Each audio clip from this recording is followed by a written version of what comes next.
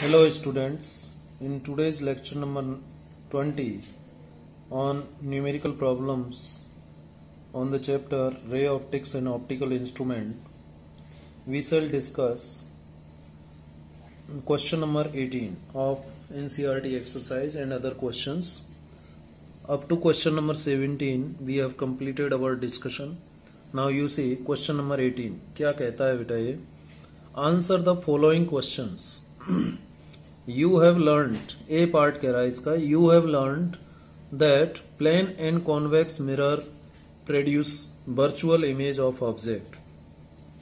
हम जानते हैं कि जो प्लेन और कॉन्वेक्स मिरर हैं वो कैसी इमेज प्रोड्यूस करते हैं, वर्चुअल इमेज प्रोड्यूस करते हैं किसकी, ऑब्जेक्ट की. Can they produce real image under some circumstances, क्या किन्हीं परिस्थितियों में उनसे रियल इमेज बनाई जा सकती है. अच्छा प्रश्न है. कह रहा है हमने जो रे डायग्राम हमने पढ़ा, हमने अभी तक क्या पढ़ा बेटा, हमने पढ़ा कि जो प्लेन मिरर है और जो कॉन्वेक्स मिरर है इससे हम कैसी इमेज बनाते हैं, वर्चुअल इमेज बनाते हैं. क्या हम किन्हीं परिस्थितियों में किसी भी सरकमस्टांस में प्लेन और कॉन्वेक्स मिरर से रियल इमेज फॉर्म कर सकते हैं, ये हमारा प्रश्न है. तो इसका आंसर होगा yes, we can form real images using plane और कॉन्वेक्स मिरर्स. प्लेन और कॉन्वेक्स मिरर से हम रियल इमेज भी प्रोड्यूस कर सकते हैं. और कब प्रोड्यूस कर पाएंगे, if our object is virtual. If the object is virtual, यदि ऑब्जेक्ट वर्चुअल होगा तो उसकी इमेज कैसी बनेगी, रियल बनेगी. तो ये क्वेश्चन नंबर हो गया आपका 18, क्वेश्चन 18 पार्ट ए. तो आंसर क्या होगा, यस वी कैन फॉर्म, अभी मैं समझाऊंगा कैसे. Yes we can form real images using plane as well as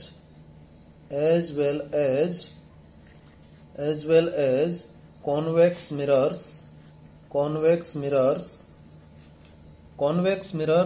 और प्लेन मिरर का यूज करके हम रियल इमेज बना सकते हैं. इफ कब बना सकते हैं, if the given object is virtual. अब आपके दिमाग में प्रश्न आएगा, सर वर्चुअल ऑब्जेक्ट, ये वर्चुअल ऑब्जेक्ट कैसे. देखिए इसको हम डायग्राम के जरिए समझते हैं. यदि किसी प्लेन मिरर का पहले समझते हैं. ये हमारा है प्लेन मिरर, ये प्लेन मिरर है, इसका ये साइड मैंने पॉलिश कर दिया, ठीक है, इस तरीके से. और ये मान लेता हूं ये प्रिंसिपल एक्सिस है इसके लिए, प्लेन मिरर के लिए, ठीक है. यहां तक आपको क्लियर हो रहा होगा. ये प्रिंसिपल एक्सिस हो गया प्लेन मिरर का. अब मैं क्या करता हूं, यहां से लाइट रेज आती है. मान लीजिए ये लाइट रेज आ रही है, ये लाइट रे आ रही है. अब ये लाइट रे यहां से क्या होगी बेटा, रिफ्लेक्ट होगी. इस तरीके से रिफ्लेक्ट हो जाएगी. इसका ये नॉर्मल होगा, आप जानते हैं ये नॉर्मल होगा. जो डॉटेड लाइन मैंने ये बनाई है ये इसका नॉर्मल होगा और इस तरीके से रिफ्लेक्ट हो जाएगी. अगर यदि मैं दूसरी लाइट रे को ये लाइट रे ऐसे आ रही है और सीधे मिरर के पोल पर भेज देता हूं, तो मिरर के पोल से टकराने के बाद ये इस तरीके से जाएगी. अब दोनों लाइट रे यहां पर मिल रही हैं दोनों लाइट रे. तो यहां जो इमेज बनेगी ये कैसी इमेज होगी, रियल इमेज होगी. कैसी इमेज होगी, रियल इमेज होगी. कब, जब देखिए ये जो लाइट रेज हैं, कन्वर्जिंग जो लाइट रेज हैं, ये इधर से जो लाइट रेज आ रही हैं, ये वास्तव में हमें पीछे कहीं से आता हुआ ऐसा लगेगा कि जो ऑब्जेक्ट है वो पीछे कहीं पर है. इस तरीके से हमें ऐसा मतलब एपियर होगा. और ये जो O है ये आपका वर्चुअल ऑब्जेक्ट हो जाएगा. क्या हो जाएगा, वर्चुअल ऑब्जेक्ट हो जाएगा, ठीक है. तो मैंने क्या बताया आपको कि यदि प्लेन मिरर को रेज ऑफ लाइट के पाथ में रखते हैं, कौन सी रेज ऑफ लाइट के पाथ में रखें प्लेन मिरर को, जो कि कन्वर्ज हो रही है किसी पॉइंट पर. जैसे ये लाइट रेज आ रही हैं और ये इस पॉइंट पर कन्वर्ज हो रही हैं, तो इन लाइट रेज के पाथ में हमने इस प्लेन मिरर को रखा. तो प्लेन मिरर को रखने के बाद में ये जो है लाइट रेज इस पॉइंट पर कन्वर्ज हो गई.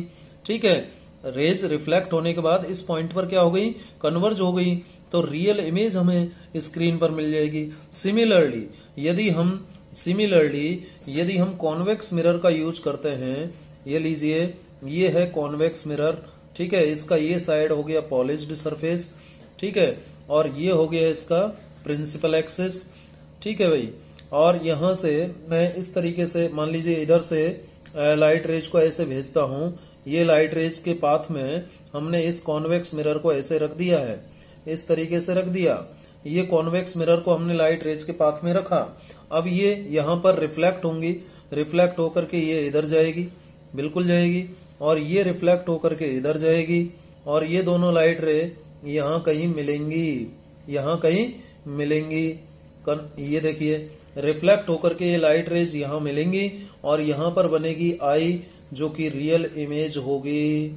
क्या होगी, रियल इमेज होगी, ठीक है। और इनके लिए जो ऑब्जेक्ट होगा वो इस साइड में कहीं होगा, यानी इन बिहाइंड द मिरर होगा, और ये जो ऑब्जेक्ट होगा ये ऑब्जेक्ट कैसा होगा, वर्चुअल ऑब्जेक्ट होगा। तो देखिए using plane mirror we can form real images if the object is virtual.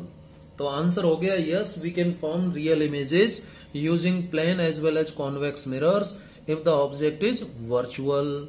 समझ में आ गया होगा। ऑब्जेक्ट यदि वर्चुअल है तो लाइट रेज को कन्वर्ज करके हम रियल इमेज बना सकते हैं। जो कन्वर्जिंग लाइट रेज हैं, ध्यान रखिए कंडीशन क्या है कि जो लाइट रेज कन्वर्ज हो रही है उसके पाथ में आपको प्लेन मिरर और कॉन्वेक्स मिरर रखना है। जैसे कि आप जब वर्चुअल इमेज बनाते हैं तो कब बनाते हैं, डाइवर्जिंग लाइट रेज के पाथ में जब आप मिरर को रखते हैं तो वर्चुअल इमेज बनती है, ठीक है। डाइवर्जिंग लाइट रेज के पाथ में यदि हम मिरर को रखते हैं तो वर्चुअल इमेज बनती है। डाइवर्जिंग लाइट जो है वर्चुअल इमेज बनाएगी, और जो कन्वर्जिंग लाइट है जो रिफ्लेक्शन के बाद एक पॉइंट पर कन्वर्ज हो रही है, इससे बनने वाली जो इमेज है वो रियल इमेज होगी, और इस रियल इमेज के लिए ऑब्जेक्ट क्या होगा, वर्चुअल होगा। चलिए इसके पार्ट बी पर चलते हैं। क्वेश्चन नंबर 18 का पार्ट बी क्या कहता है, देखिए। A virtual image we always say cannot be caught on a screen। हम हमेशा कहते हैं कि वर्चुअल इमेज को स्क्रीन पर कॉट नहीं किया जा सकता, स्क्रीन पर नहीं लिया जा सकता, स्क्रीन पर नहीं बनाया जा सकता। Yet फिर भी when we see a virtual image, जब हम एक वर्चुअल इमेज को देखते हैं, we are obviously bringing it onto the screen that is on the retina of our eye। यदि हम किसी वर्चुअल इमेज को देख पा रहे हैं तो इसका मतलब तो यह है कि वो स्क्रीन पर बन रही है। कौन सी स्क्रीन पर बन रही है, आंख के रेटिना पर बन रही है। इज देयर ए कॉन्ट्राडिक्शन, क्या ये आपस में विरोधाभास है, ठीक है। एक तरफ तो आप कहते हैं कि वर्चुअल इमेज जो है उसको स्क्रीन पर नहीं बनाया जा सकता, लेकिन दूसरी तरफ जो वर्चुअल इमेज आप देखते हो वो वास्तव में किसी स्क्रीन पर बन रही होगी ना, और कौन सी स्क्रीन पर बन रही है, आंख के रेटिना पर बन रही है। तो ये तो स्क्रीन पर बन रही है वर्चुअल इमेज, और एक तरफ कह रहे हैं कि आप वर्चुअल इमेज को जो है क्या नहीं कर सकते, स्क्रीन पर कॉट नहीं कर सकते, स्क्रीन पर नहीं बना सकते। तो ये क्या कॉन्ट्राडिक्शन है। देखिए बच्चों, जब रिफ्लेक्टेड और रिफ्रैक्टेड रेज डाइवर्जेंट होती हैं तो इमेज कैसी बनती है, वर्चुअल बनती है। मैंने आपको यहां पर बताया, यदि यहां पर रिफ्लेक्टेड और रिफ्रैक्टेड रेज, ये रिफ्लेक्टेड रेज कन्वर्जिंग है, ये रिफ्लेक्टेड रेज कैसी है, कन्वर्जिंग है। जब रिफ्लेक्टेड रेज कन्वर्जिंग होती है तो रियल इमेज बनती है। लेकिन यदि रिफ्लेक्टेड रेज डाइवर्जिंग हो जाएंगी, यदि रिफ्लेक्टेड रेज डाइवर्जिंग हो जाए तो वो कैसी इमेज बनाएंगी, वर्चुअल इमेज बनाएंगी। वैसे ही जैसे कि रिफ्रैक्टेड रेज डाइवर्ज होने पर वर्चुअल इमेज बनाती हैं। आपने देखा था, मैंने आपको रियल एंड अपेरेंट डेप्थ में बताया था कि जब हम किसी फिश के एक्वेरियम में, जिसमें एक कांच का पॉट होता है, उसमें पानी भरा रहता है, जिसमें फिश होती हैं, जिसे आप एक्वेरियम कहते हैं, उसमें जब साइड से फिश को देखते हैं तो फिश हमें उसकी ओरिजिनल पोजीशन पर दिखाई ना दे करके थोड़ा सा अपेरेंट पोजीशन पर ऊपर की तरफ दिखाई देती है, क्योंकि जो ऊपर की पोजीशन जो वर्चुअल इमेज बन रही है, जिसको आप अपेरेंट पोजीशन कह रहे हैं, वहां से जो लाइट आ रही है वो डाइवर्ज होकर के आ रही है। इसलिए जो इमेज है वो वर्चुअल इमेज बनेगी, लेकिन वो हमें दिखाई दे रही है, क्योंकि वो कहां पर बन रही है, रेटिना पर बन रही है उसकी इमेज। ठीक है, तो देखिए जब भी रिफ्लेक्टेड और रिफ्रैक्टेड रेज डाइवर्जेंट होती हैं तो इमेज कैसी होती है, वर्चुअल होती है। पार्ट बी में जो पहला पॉइंट मैं आपको बताना चाह रहा हूं वो क्या है कि रिफ्लेक्टेड, इफ यहां लिख सकते हो आप when reflected and refracted rays, when reflected and refracted rays are divergent the image is virtual। तो इमेज कैसी होगी, वर्चुअल होगी, इमेज इज वर्चुअल। ध्यान रखिएगा, जब रिफ्लेक्टेड और रिफ्रैक्टेड रेज डाइवर्जेंट नेचर की होती है, एक दूसरे से दूर जाती हैं, तो इमेज कैसी बनती है, वर्चुअल बनती है। और इन रेज को कन्वर्ज किया जाता है किसके द्वारा, आई लेंस के द्वारा, जिससे कि रेटिना पर क्या बन जाए, रियल इमेज बन जाए। ये जो डाइवर्जेंट रेज हैं, दीज डाइवर्जेंट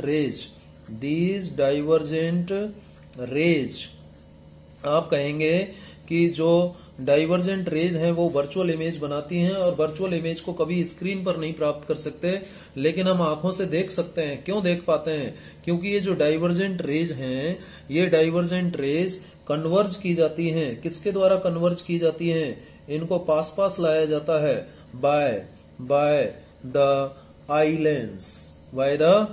लेंस। आई का जो लेंस होता है, आंखों का जो लेंस होता है, उसके द्वारा इनको कन्वर्ज किया जाता है to form a real image. कहां पर, to form a real image on retina. कहां पर, रेटिना पर रियल इमेज बनेगी, रियल रेटिना पर को कन्वर्ज करेगा और वहां पर रियल इमेज बन जाएगी। तो जो वर्चुअल इमेज है वो वर्चुअल ऑब्जेक्ट की तरह सर्व कर रही है। It means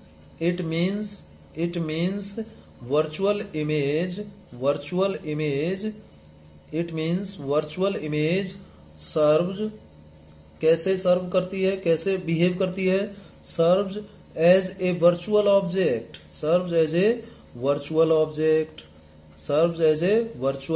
object. मैंने आपको बताया था, देखिए जो वर्चुअल इमेज आप देख रहे हो, रिफ्लेक्टेड और रिफ्रैक्टेड रेज जब डाइवर्जेंट होती हैं तो इमेज वर्चुअल बनती है, और इन डाइवर्जेंट रेज को कन्वर्ज करने का काम कौन करता है, आई लेंस करता है, जो कि रियल इमेज बनाता है कहां पर, रेटिना पर।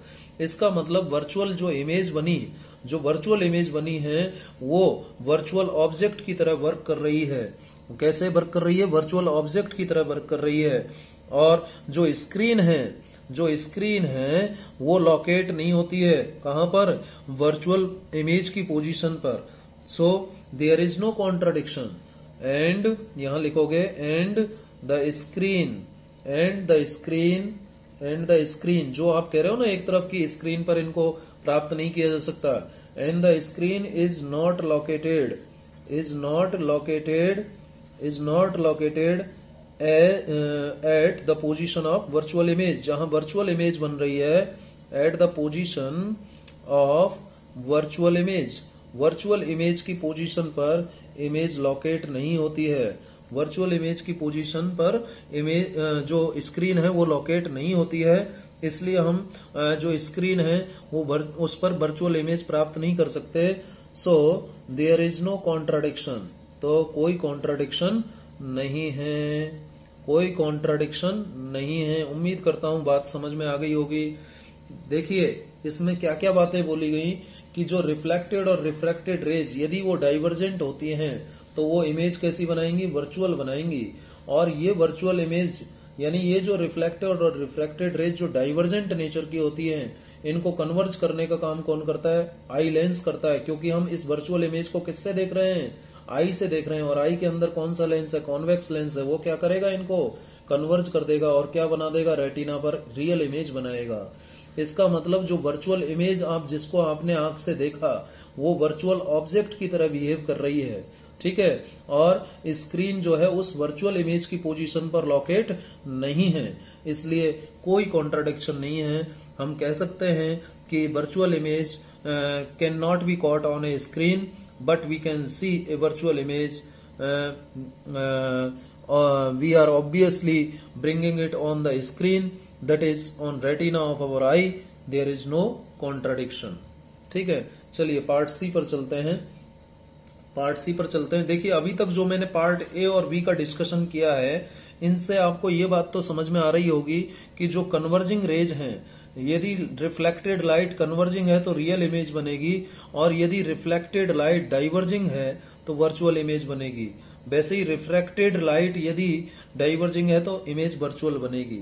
ठीक है, चलिए नेक्स्ट पार्ट पर चलते हैं। इसके पार्ट सी में क्या कह रहा है ये, a diver under water looks obliquely at a fisherman standing on the bank of a lake। जो डाइवर होता है वाटर के अंदर, वो जब फिशरमैन को देखता है बैंक ऑफ ए लेक पर, जो झील के किनारे फिशरमैन फिशेज को पकड़े हुए, जो मछलियों को पकड़ने के लिए फिशरमैन लेक के किनारे खड़े होते हैं, जब उनको जो पानी के अंदर डाइवर है वो देखता है तो वो उनको कैसा दिखाई देता है, उनको कैसा दिखाई देता है, ऑब्लिकली दिखाई देता है। जब ऑब्लिकली दिखाई देगा तो जो फिशरमैन है उसकी पोजीशन उनको अपेरेंट पोजीशन दिखाई देगी। उसकी पोजीशन कैसी दिखाई देगी, अपेरेंट पोजीशन दिखाई देगी। यानी यदि कोई व्यक्ति, इसको इस तरीके से समझे कि जो फिशरमैन झील के किनारे खड़ा हुआ है, झील के किनारे कोई फिशरमैन खड़ा हुआ है। देखिए मैं डायग्राम के जरिए आपको समझाता हूं। मान लीजिए ये एक झील है, ये झील है और इसमें पानी भरा हुआ है। इसमें क्या भरा हुआ है बेटा, पानी भरा हुआ है। ठीक है, इसके अंदर पानी भरा हुआ है और डाइवर की जगह हम ले लेते हैं एक फिश। मान लीजिए ये फिश है। ठीक है, अब फिश मैं बना रहा हूं लेकिन फिश जैसा शायद मुझसे बनेगा नहीं। ठीक है, इस तरीके से ये मैंने एक कंसीडर कर लीजिए बेटा कि एक फिश है। ये क्या है, ये फिश है। ये फिश जैसा तो लगा नहीं लेकिन ठीक है, ये फिश मान लेते हैं। चलिए थोड़ी देर के लिए आप कंसीडर कर सकते हो, ये फिश है। ठीक है, ये फिश यहाँ पर है और यहाँ पर कौन खड़ा हुआ है, ये व्यक्ति खड़ा हुआ है। ये डाइवर खड़ा, वो सॉरी फिशरमैन खड़ा हुआ है, ये फिशरमैन है। अब देखिए जब इसको ये इसको देखेगा, किसको, फिश को देखेगा, कौन, ये फिशरमैन, तो इस तरीके से देखेगा। देखिए यहां से ये गई लाइट रे और इसके यहां पर आई। ठीक है, इस तरीके से यहां पर आई, इस तरीके से आ रही थी और इस तरीके से अपने रास्ते से बेंड हो गई और ऐसा लगेगा कि ये पीछे कहीं से आ रही है। दूसरी लाइट रे यहां भी तो जा सकती है, इस तरफ से भी जा सकती है। तो जब यहां से गई तो ऐसा लगेगा कि ये लाइट रे यहां से आ रही है और ये भी ऐसा लगेगा कि पीछे कहीं से आ रही है। तो ये व्यक्ति जब ये फिशरमैन को जब ये फिश देखेगी तो ये व्यक्ति तो इसको लंबा दिखाई देगा।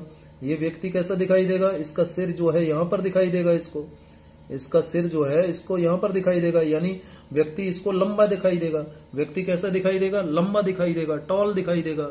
तो ये अपेरेंट पोजीशन हुई ना बेटा, ये ऊपर जो हुई अपेरेंट पोजीशन हुई, ये रियल पोजीशन हुई। और ऐसा क्यों हो रहा है, मीडियम के चेंज के कारण हो रहा है। यहाँ पर मीडियम वाटर है, यहाँ पर मीडियम एयर है और यहाँ पर हो क्या गया, रिफ्रैक्शन हो गया।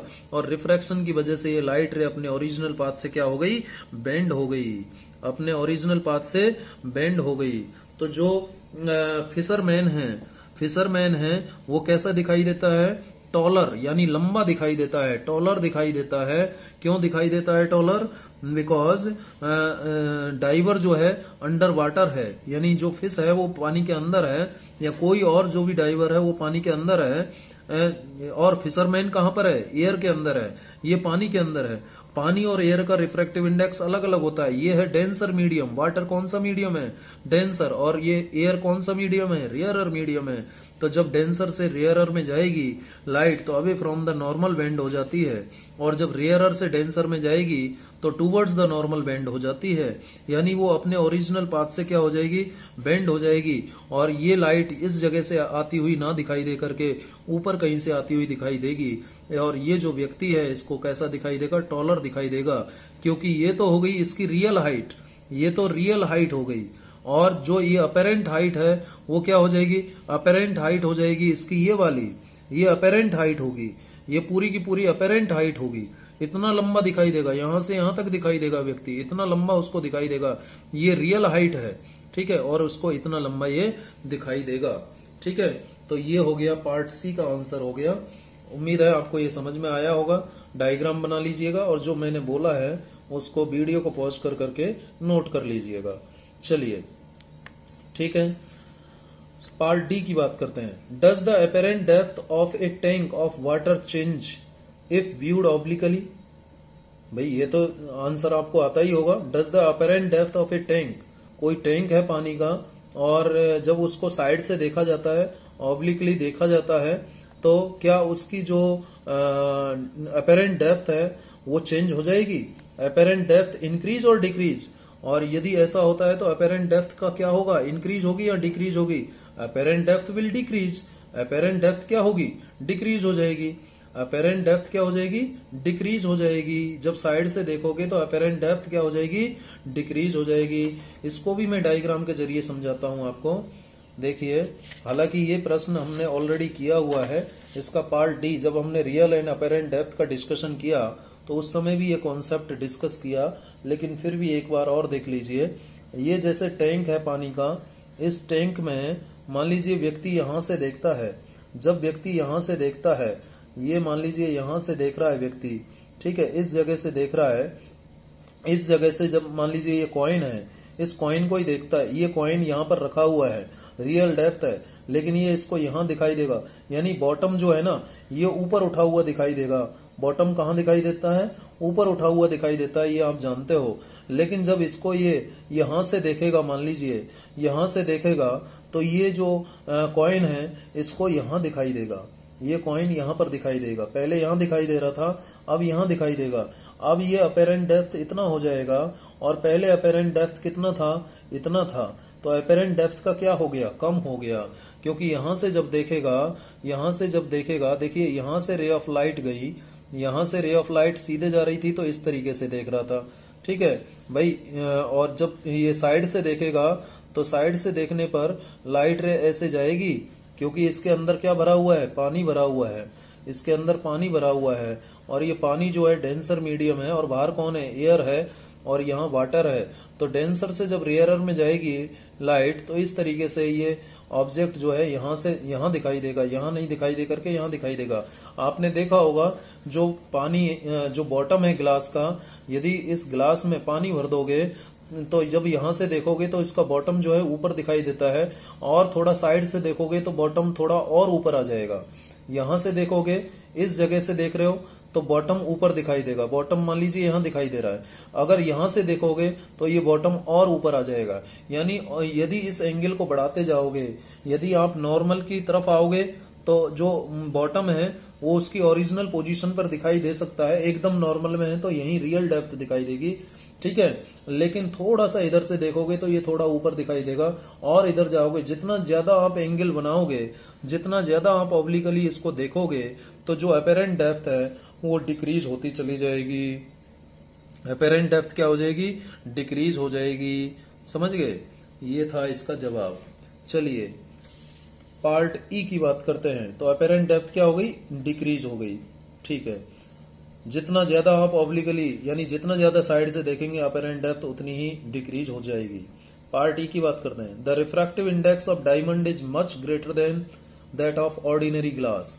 डायमंड का रिफ्रैक्टिव इंडेक्स जो ऑर्डिनरी ग्लास होता है उसके कंपैरिजन में बहुत ज्यादा होता है। In fact, is this fact, क्या ये फैक्ट है of some use of a diamond cutter. Diamond को कटर के रूप में यूज करने का क्या यही फैक्ट है, यही कारण है? तो बताइए इसका आंसर क्या होगा। Yes it is the fact. Yes यही फैक्ट है, क्योंकि जो डायमंड होता है, डायमंड का जो रिफ्रैक्टिव इंडेक्स होता है, बेटा ध्यान रखिए, डायमंड के केस में जो रिफ्रैक्टिव इंडेक्स होता है 2.42 होता है, और जो ग्लास होता है, ग्लास का रिफ्रैक्टिव इंडेक्स होता है, आप सब जानते हैं 1.5 होता है। जब डायमंड का रिफ्रैक्टिव इंडेक्स 2.42 है तो इसका क्रिटिकल एंगल जब आप निकालोगे तो अप्रोक्सीमेटली 24 डिग्री आएगा। कितना आएगा, 24 डिग्री आएगा, ठीक है, 24 डिग्री आएगा। और जब इतना ज्यादा क्रिटिकल एंगल आ रहा है तो उस केस में डायमंड जो है टोटल इंटरनल रिफ्लेक्शन सफर करेगा, कई बार सफर करेगा, ठीक है, और इससे ये स्पार्कलिंग इफेक्ट भी प्रोड्यूस करेगा। और यही वजह से डायमंड को हम कटर के रूप में यूज करते हैं। इसी वजह से क्या करते हैं, जो यूज है, use to a diamond cutter, is this fact of some use to a diamond cutter, बिल्कुल यही फैक्ट होता है, क्योंकि डायमंड का रिफ्रैक्टिव इंडेक्स ज्यादा होता है, ग्लास का कम होता है, और जब डायमंड का रिफ्रैक्टिव इंडेक्स ज्यादा होगा तो इसका क्रिटिकल एंगल जो है इतना आएगा, और क्रिटिकल एंगल जब 24 डिग्री आ रहा है, क्रिटिकल एंगल 24 डिग्री है, जो कि मतलब किसके कंपैरिजन में, यदि ग्लास के कंपैरिजन में देखें तो क्रिटिकल एंगल कम आता है, क्रिटिकल एंगल कम आ रहा है, ध्यान रखिए क्रिटिकल एंगल कम आ रहा है, किसके कंपैरिजन में, ग्लास के कंपैरिजन में। देखिए ग्लास का रिफ्रैक्टिव इंडेक्स कम है और डायमंड का रिफ्रैक्टिव इंडेक्स ज्यादा है। क्रिटिकल एंगल के फॉर्मूले की बात करते हो तो साइन इनवर्स क्या होता है, 1/म्यू होता है, ठीक है, 1/म्यू होता है। तो सीधी सी बात है, जिसका रिफ्रैक्टिव इंडेक्स ज्यादा है उसका क्रिटिकल एंगल स्मॉल आएगा, ठीक है। और इस वजह से क्या होगा, जो डायमंड कटर है इस large range of angle of incidence का, यानी कहां से कहां तक का, 24 से 90 डिग्री, भाई क्रिटिकल एंगल 24 है, तो डायमंड कटर जो यूज करेगा, डायमंड कटर जो एंगल यूज करेगा वो कहां से कहां यूज कर लेगा, 24 टू 90 डिग्री, 24 से 90 डिग्री इस रेंज को यूज कर लेगा। जब इस डायमंड पर टोटल इंटरनल रिफ्लेक्शन होगा तो इस रेंज का यूज करेगा, ठीक है। क्या डायमंड कटर इस रेंज का यूज करेगा, जो लार्ज रेंज आ रही है एंगल ऑफ इंसिडेंस की 24 डिग्री से 90 डिग्री, इस रेंज में एंगल ऑफ इंसिडेंस यदि आप रखोगे तो क्या हो जाएगा, TIR हो जाएगा, TIR हो जाएगा, क्योंकि IC कितना है, 24 डिग्री है, तो 24 डिग्री से 90 डिग्री, वैसे 24 भी नहीं लेंगे, 24 से ज्यादा ही लेंगे हम, ठीक है, मोर देन क्रिटिकल एंगल होना चाहिए, इंसिडेंस एंगल, तब जाके TIR होगा और वो स्पार्कलिंग इफेक्ट प्रोड्यूस करेगा, ठीक है, समझ में आ गया। चलिए नेक्स्ट क्वेश्चन पर बढ़ते हैं। Question number 19, the image of a small electric bulb fixed on the wall of a room, अच्छा सवाल है। क्या कह रहा है, जस्ट ए मिनट बेटा,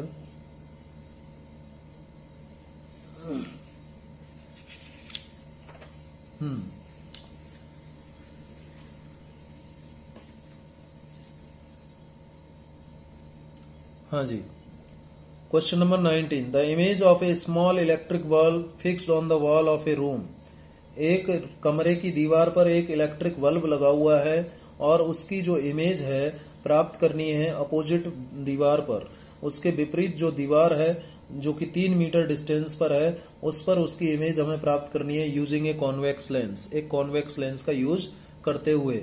what is the maximum focal length of the lens required for the purpose, तो इस पर्पज के लिए जो लेंस की हमें जरूरत होगी उसकी मैक्सिमम फोकल लेंथ क्या होनी चाहिए, ये हमें पता करना है। तो देखिए इस सवाल को कैसे हल करेंगे। क्वेश्चन नंबर 9.19, देखिए बात क्या है, ये एक दीवार है, इस पर एक बल्ब लगा हुआ है, ये बल्ब लगा हुआ है, ठीक है, और ये इसकी अपोजिट दीवार है, ठीक है, और यहाँ कॉन्वेक्स लेंस हमें रख के इसकी इमेज बल्ब की हमें इस दीवार पर प्राप्त करनी है। तो बताइए इस कॉन्वेक्स लेंस की मैक्सिमम फोकल लेंथ हम कितनी रख सकते हैं, ये सवाल है। ये बल्ब यहाँ लगा हुआ है, इस दीवार पर लगा हुआ है और इस दीवार पर हमें बल्ब की इमेज प्राप्त करनी है यूजिंग ए कॉन्वेक्स लेंस। तो इस कॉन्वेक्स लेंस की जो मैक्सिमम फोकल लेंथ है वो कितनी होनी चाहिए। देखिए ये है ऑब्जेक्ट और ये है इमेज। तो ऑब्जेक्ट से जो लेंस का डिस्टेंस है वो तो हो गया u, और लेंस से जो इमेज का डिस्टेंस है वो हो गया v। बोलिए ये बात क्लियर हो गई होगी। मान लेते हैं कि दोनों दीवार के बीच में जो डिस्टेंस है, मान नहीं लें, ये दे रखा है, कितना डिस्टेंस दे रखा है, 3 मीटर दे रखा है। कितना डिस्टेंस दे रखा है, 3 मीटर, आई थिंक 3 मीटर दे रखा है। ये देखिए 3 मीटर दे रखा है डिस्टेंस, दोनों दीवारों के बीच में जो डिस्टेंस है वो 3 मीटर दे रखा है। चलिए तो मैक्सिमम फोकल लेंथ क्या होगा ये हमें पता करना है। तो सबसे पहले तो देखिए कि u plus v is equal to 3 लिखा जा सकता है, u plus v is equal to 3, और यहाँ पर u क्या होगा, माइनस होगा, u क्या होगा, माइनस होगा, u क्या हो जाएगा भाई, यहाँ माइनस हो जाएगा। माइनस क्यों होगा, क्योंकि ये लेफ्ट साइड में है, तो minus u plus b is equal to 3। और यहां से u की वैल्यू मैं निकालूं, u को मैं राइट साइड में ले जाऊं, 3 को इधर ले आऊं, तो u की वैल्यू क्या लिखी जाएगी, u की वैल्यू लिखी जाएगी -3 प्लस वी, -3 प्लस वी, ये u की वैल्यू आ जाएगी। ठीक है, अब जो लेंस फॉर्मूला है उसका यूज कर लेते हैं हम। Lens formula, since lens formula क्या कहता है, लेंस फॉर्मूला, क्योंकि हम यहाँ लेंस की बात कर रहे हैं, तो लेंस फॉर्मूला क्या है, लेंस फॉर्मूला कहता है 1/v minus 1/u is equal to 1/f, ये लेंस फॉर्मूला होता है। ठीक है, 1/v minus 1/u is equal to 1/f। तो हम पहले v निकाल लें, फोकल लेंथ हमें चाहिए, यानी f की मैक्सिमम वैल्यू चाहिए। ठीक है, f की मैक्सिमम वैल्यू चाहिए, u की वैल्यू तो हम ये निकाल लेंगे, और v की वैल्यू हम निकाल लेते हैं। ठीक है, तो v की वैल्यू निकाल लीजिए, v की वैल्यू कितनी होगी, v की वैल्यू निकालने के लिए इस फॉर्मूले का यूज करें तो 1/f प्लस 1/u इस तरीके से लिखा जाएगा, और इसको सॉल्व करें तो 1/v इज इक्वल टू आ जाएगा u इंटू एफ आ जाएगा एलसीएम, और यहाँ u प्लस एफ आ जाएगा, और v की जो वैल्यू आएगी यहाँ से, v की वैल्यू आ जाएगी uf upon u plus F, uf upon u plus f, ये v की वैल्यू आ जाएगी। अब देखिए u की वैल्यू आपके पास ऑलरेडी अवेलेबल है, तो इसको मैं इक्वेशन 1 मान लेता हूँ, इसको मैं इक्वेशन 2 मान लेता हूँ। इक्वेशन 1 से u की वैल्यू इक्वेशन 2 में रख दीजिए, तो सॉल्व कीजिए, फिर आगे करते हैं सॉल्व। इक्वेशन 1 से v की वैल्यू, सॉरी u की वैल्यू इक्वेशन 2 में रखें, तो using equation 1 equation 2 may be rewritten as क्या लिखा जाएगा, v is equal to u की जगह लिखेंगे -3 plus v into f divided by u की जगह लिखेंगे -3 प्लस वी और प्लस एफ, ये वैल्यू आ जाएगी। और इसको जब हम सॉल्व करेंगे, क्रॉस मल्टीप्लाई करो तो -3v plus v square plus v f is equal to -3f plus v f, ये आ जाएगा। अब देखिए वी से वी एफ कैंसिल हो रहा है दोनों साइड में, तो ये क्या आ जाएगा, एक क्वाड्रेटिक इक्वेशन हमारी यहाँ पर आ गई, we square -3v plus 3f, -3f को राइट साइड में ले आऊं इज इक्वल टू 0, ये आ जाएगा। ठीक है, अब ये क्वाड्रेटिक इक्वेशन है, आप जानते हो क्वाड्रेटिक इक्वेशन को सॉल्व करना आप सबको बच्चों को आता होगा, ax square plus b x plus c is equal to 0, तो इसमें जो x की वैल्यू आएगी वो कितनी आती है, -b plus minus root of v square -4ac upon 2a, ये होता है। ठीक है, अपॉन 2a ये होता है। तो यहाँ पर v की वैल्यू जो आएगी, v की वैल्यू क्या आ जाएगी, -b, v क्या है, v की जगह क्या है, v की जगह क्या है, v की जगह 3 है, -3 है, v की जगह -3 है, तो माइनस तो ऑलरेडी है एक, और v की जगह रखेंगे -3। ठीक है, plus minus root of v square मतलब -3 का होल स्क्वायर -4, a का मतलब 1 है, v स्क्वायर के मल्टीप्लाई में कौन है 1, तो 1 आ गया। c का मतलब क्या है 3f है, c का मतलब क्या है 3f है, 3f। ठीक है, डिवाइडेड बाय 2, और a क्या है यहाँ पर 1 है, तो इस तरीके से लिख देंगे और सॉल्व कीजिए इसको आगे, तो v की वैल्यू क्या आ जाएगी, ये +3 हो जाएगा, प्लस माइनस इधर हो जाएगा 9 -12f डिवाइडेड बाय 2, इतना आ जाएगा। अब देखिए यहां से आप इसको सॉल्व कीजिए, तो पॉजिटिव वैल्यू ले लीजिए। ठीक है, v जो है पॉजिटिव होना चाहिए रियल इमेज के लिए। देखिए यहाँ इस केस में जो इमेज बनेगी, इस बल्ब की जो इमेज यहाँ पर बनेगी, ये रियल इमेज बनेगी, और रियल इमेज के लिए v पॉजिटिव होना चाहिए या नहीं। और v पॉजिटिव होने के लिए हमारे को क्या कंडीशन यहाँ से मिलेगी, v पॉजिटिव कब हो सकता है बेटा, v पॉजिटिव कब हो सकता है, v पॉजिटिव होगा कब, v पॉजिटिव कब हो सकता है, जब ये जो वैल्यू है कौन सी वैल्यू 9 - 12f, यदि ये ग्रेटर देन इक्वल 0 हो तो ऐसा हो जाएगा, 9 - 12f ग्रेटर देन 0 हो तो ऐसा हो जाएगा 9 माइनस 12f। तो फॉर रियल इमेज यहां लिखिए, फॉर रियल इमेज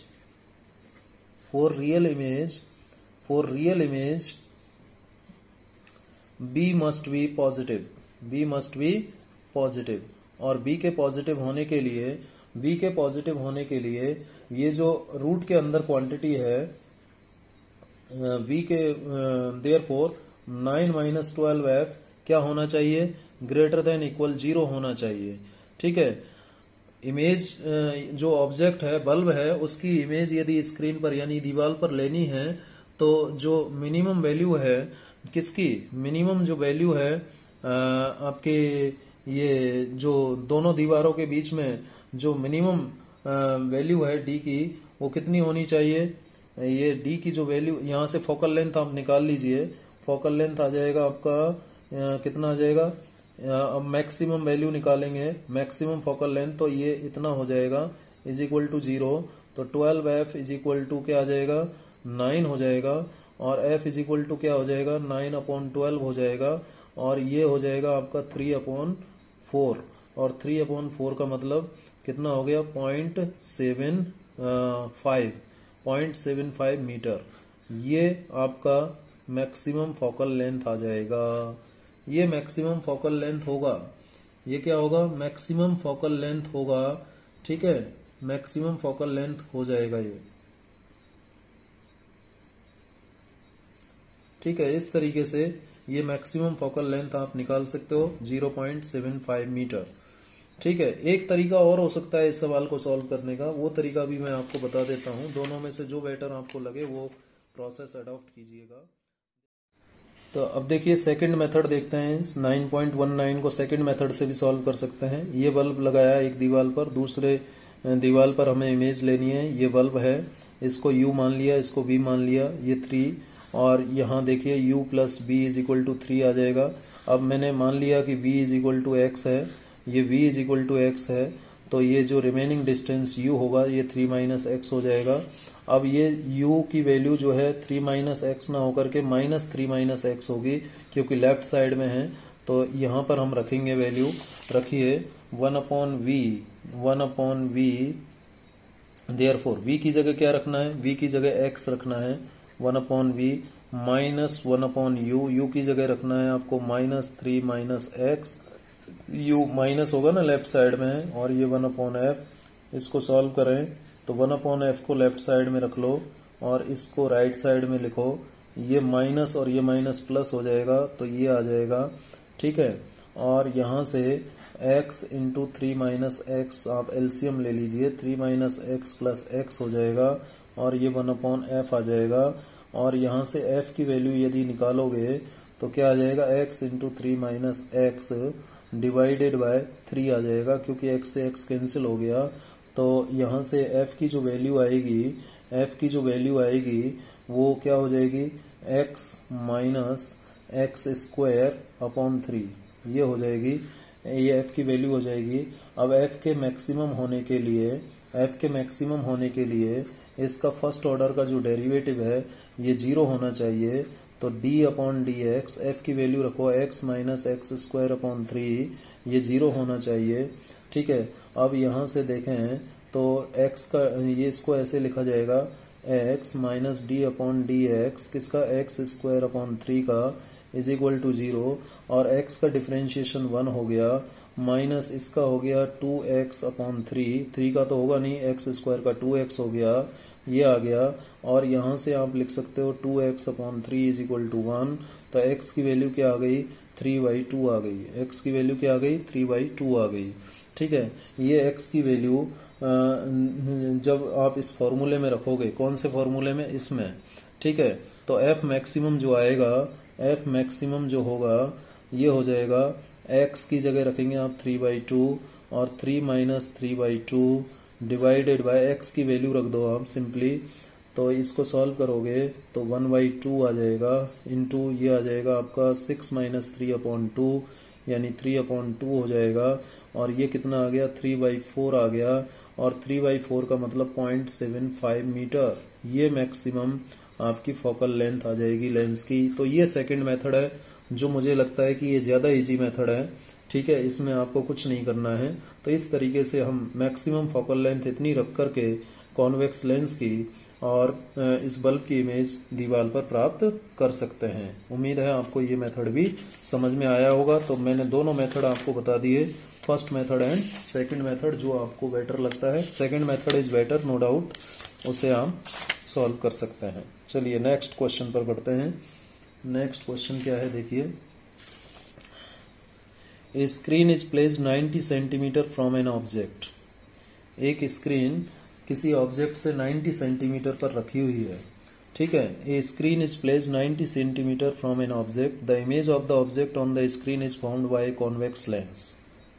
एक स्क्रीन ऑब्जेक्ट से 90 सेंटीमीटर पर है। ठीक है, the image of the object on the screen is found by A convex lens at two different location separated by 20 centimetre. जो ऑब्जेक्ट की इमेज है वो स्क्रीन पर बनाई जाती है कॉन्वेक्स लेंस की हेल्प से। कॉन्वेक्स लेंस को दो डिफरेंट लोकेशंस पर हम रखते हैं जो कि 20 सेंटीमीटर से एक दूसरे से दूर है। Determine the focal length of the lens. तो लेंस का फोकल लेंथ क्या होगा। ठीक है, तो इस क्वेश्चन को सॉल्व करने के लिए पहले डायग्राम बनाएं, वही हमारी स्ट्रेटेजी। तो सबसे पहले डायग्राम बनाइए। क्वेश्चन नंबर 9.20 में क्या कह रहा है कि एक ऑब्जेक्ट की इमेज हमें प्राप्त करनी है स्क्रीन पर, और वो 90 सेंटीमीटर की डिस्टेंस पर स्क्रीन रखी हुई है। तो मान लेता हूं ये ऑब्जेक्ट है और यहाँ पर स्क्रीन है, ये स्क्रीन है। ठीक है, इस स्क्रीन पर हमें प्राप्त करनी है, ये स्क्रीन है। क्या है ये? स्क्रीन है, स्क्रीन है। इस पर हमें प्राप्त करनी है इसकी इमेज। ठीक है, और यहाँ से ये ऑब्जेक्ट से जो इमेज इस पर बनेगी, इसकी डिस्टेंस आपको दे रखी है 90 सेंटीमीटर। कितनी दे रखी है? 90 सेंटीमीटर। जैसा क्वेश्चन कह रहा है वैसे हम कर रहे हैं। ठीक है, अब एक कॉन्वेक्स लेंस हमें रखना है यहाँ पर। इस कॉन्वेक्स लेंस की हेल्प से इस ऑब्जेक्ट की इमेज हमें कहाँ लेनी है? इस स्क्रीन पर लेनी है।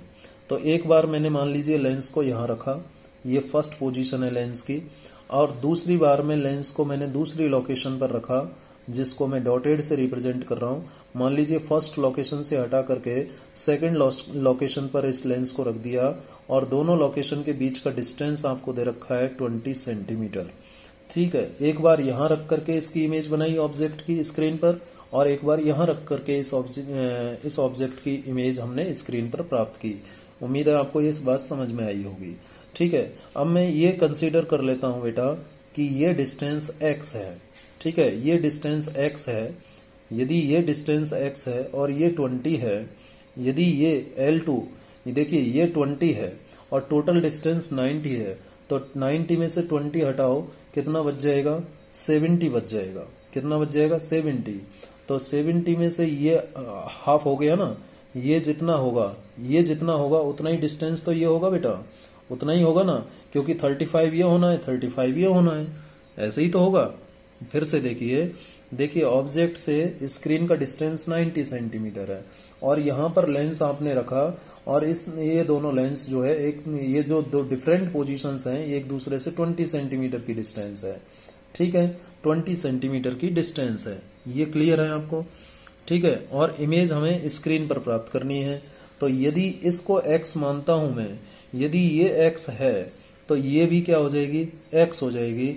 इसका मतलब मैं ये लिख सकता हूं बेटा कि x plus 20 plus x is equal to 90 centimetre. होगा या नहीं होगा भाई? This distance plus 20 plus x क्या हो जाएगा? 90 हो जाएगा। अब यहां से x आपको मिल जाएगा। अब x ऑब्वियसली आपका कितना आना है? 35 आना है। देखिए 35 ही आएगा, ये 90, और ये 2x इज इक्वल टू 70 आया, और x is equal to 35 centimetre आ गया। ये x की वैल्यू हमने निकाल ली, यानी ये 35 है और ये भी 35 है। ठीक है, x की वैल्यू निकाल ली।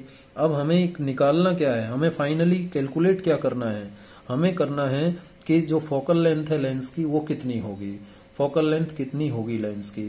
तो यदि मैं लेंस को पोजीशन फर्स्ट पर लेता हूं, यदि आपका लेंस पोजीशन फर्स्ट पर रखा है, if lens is at its first position, यदि लेंस इसकी अपनी फर्स्ट पोजीशन पर है तो उस केस में u का वैल्यू क्या होगा? u का वैल्यू होगा -x, होगा ना।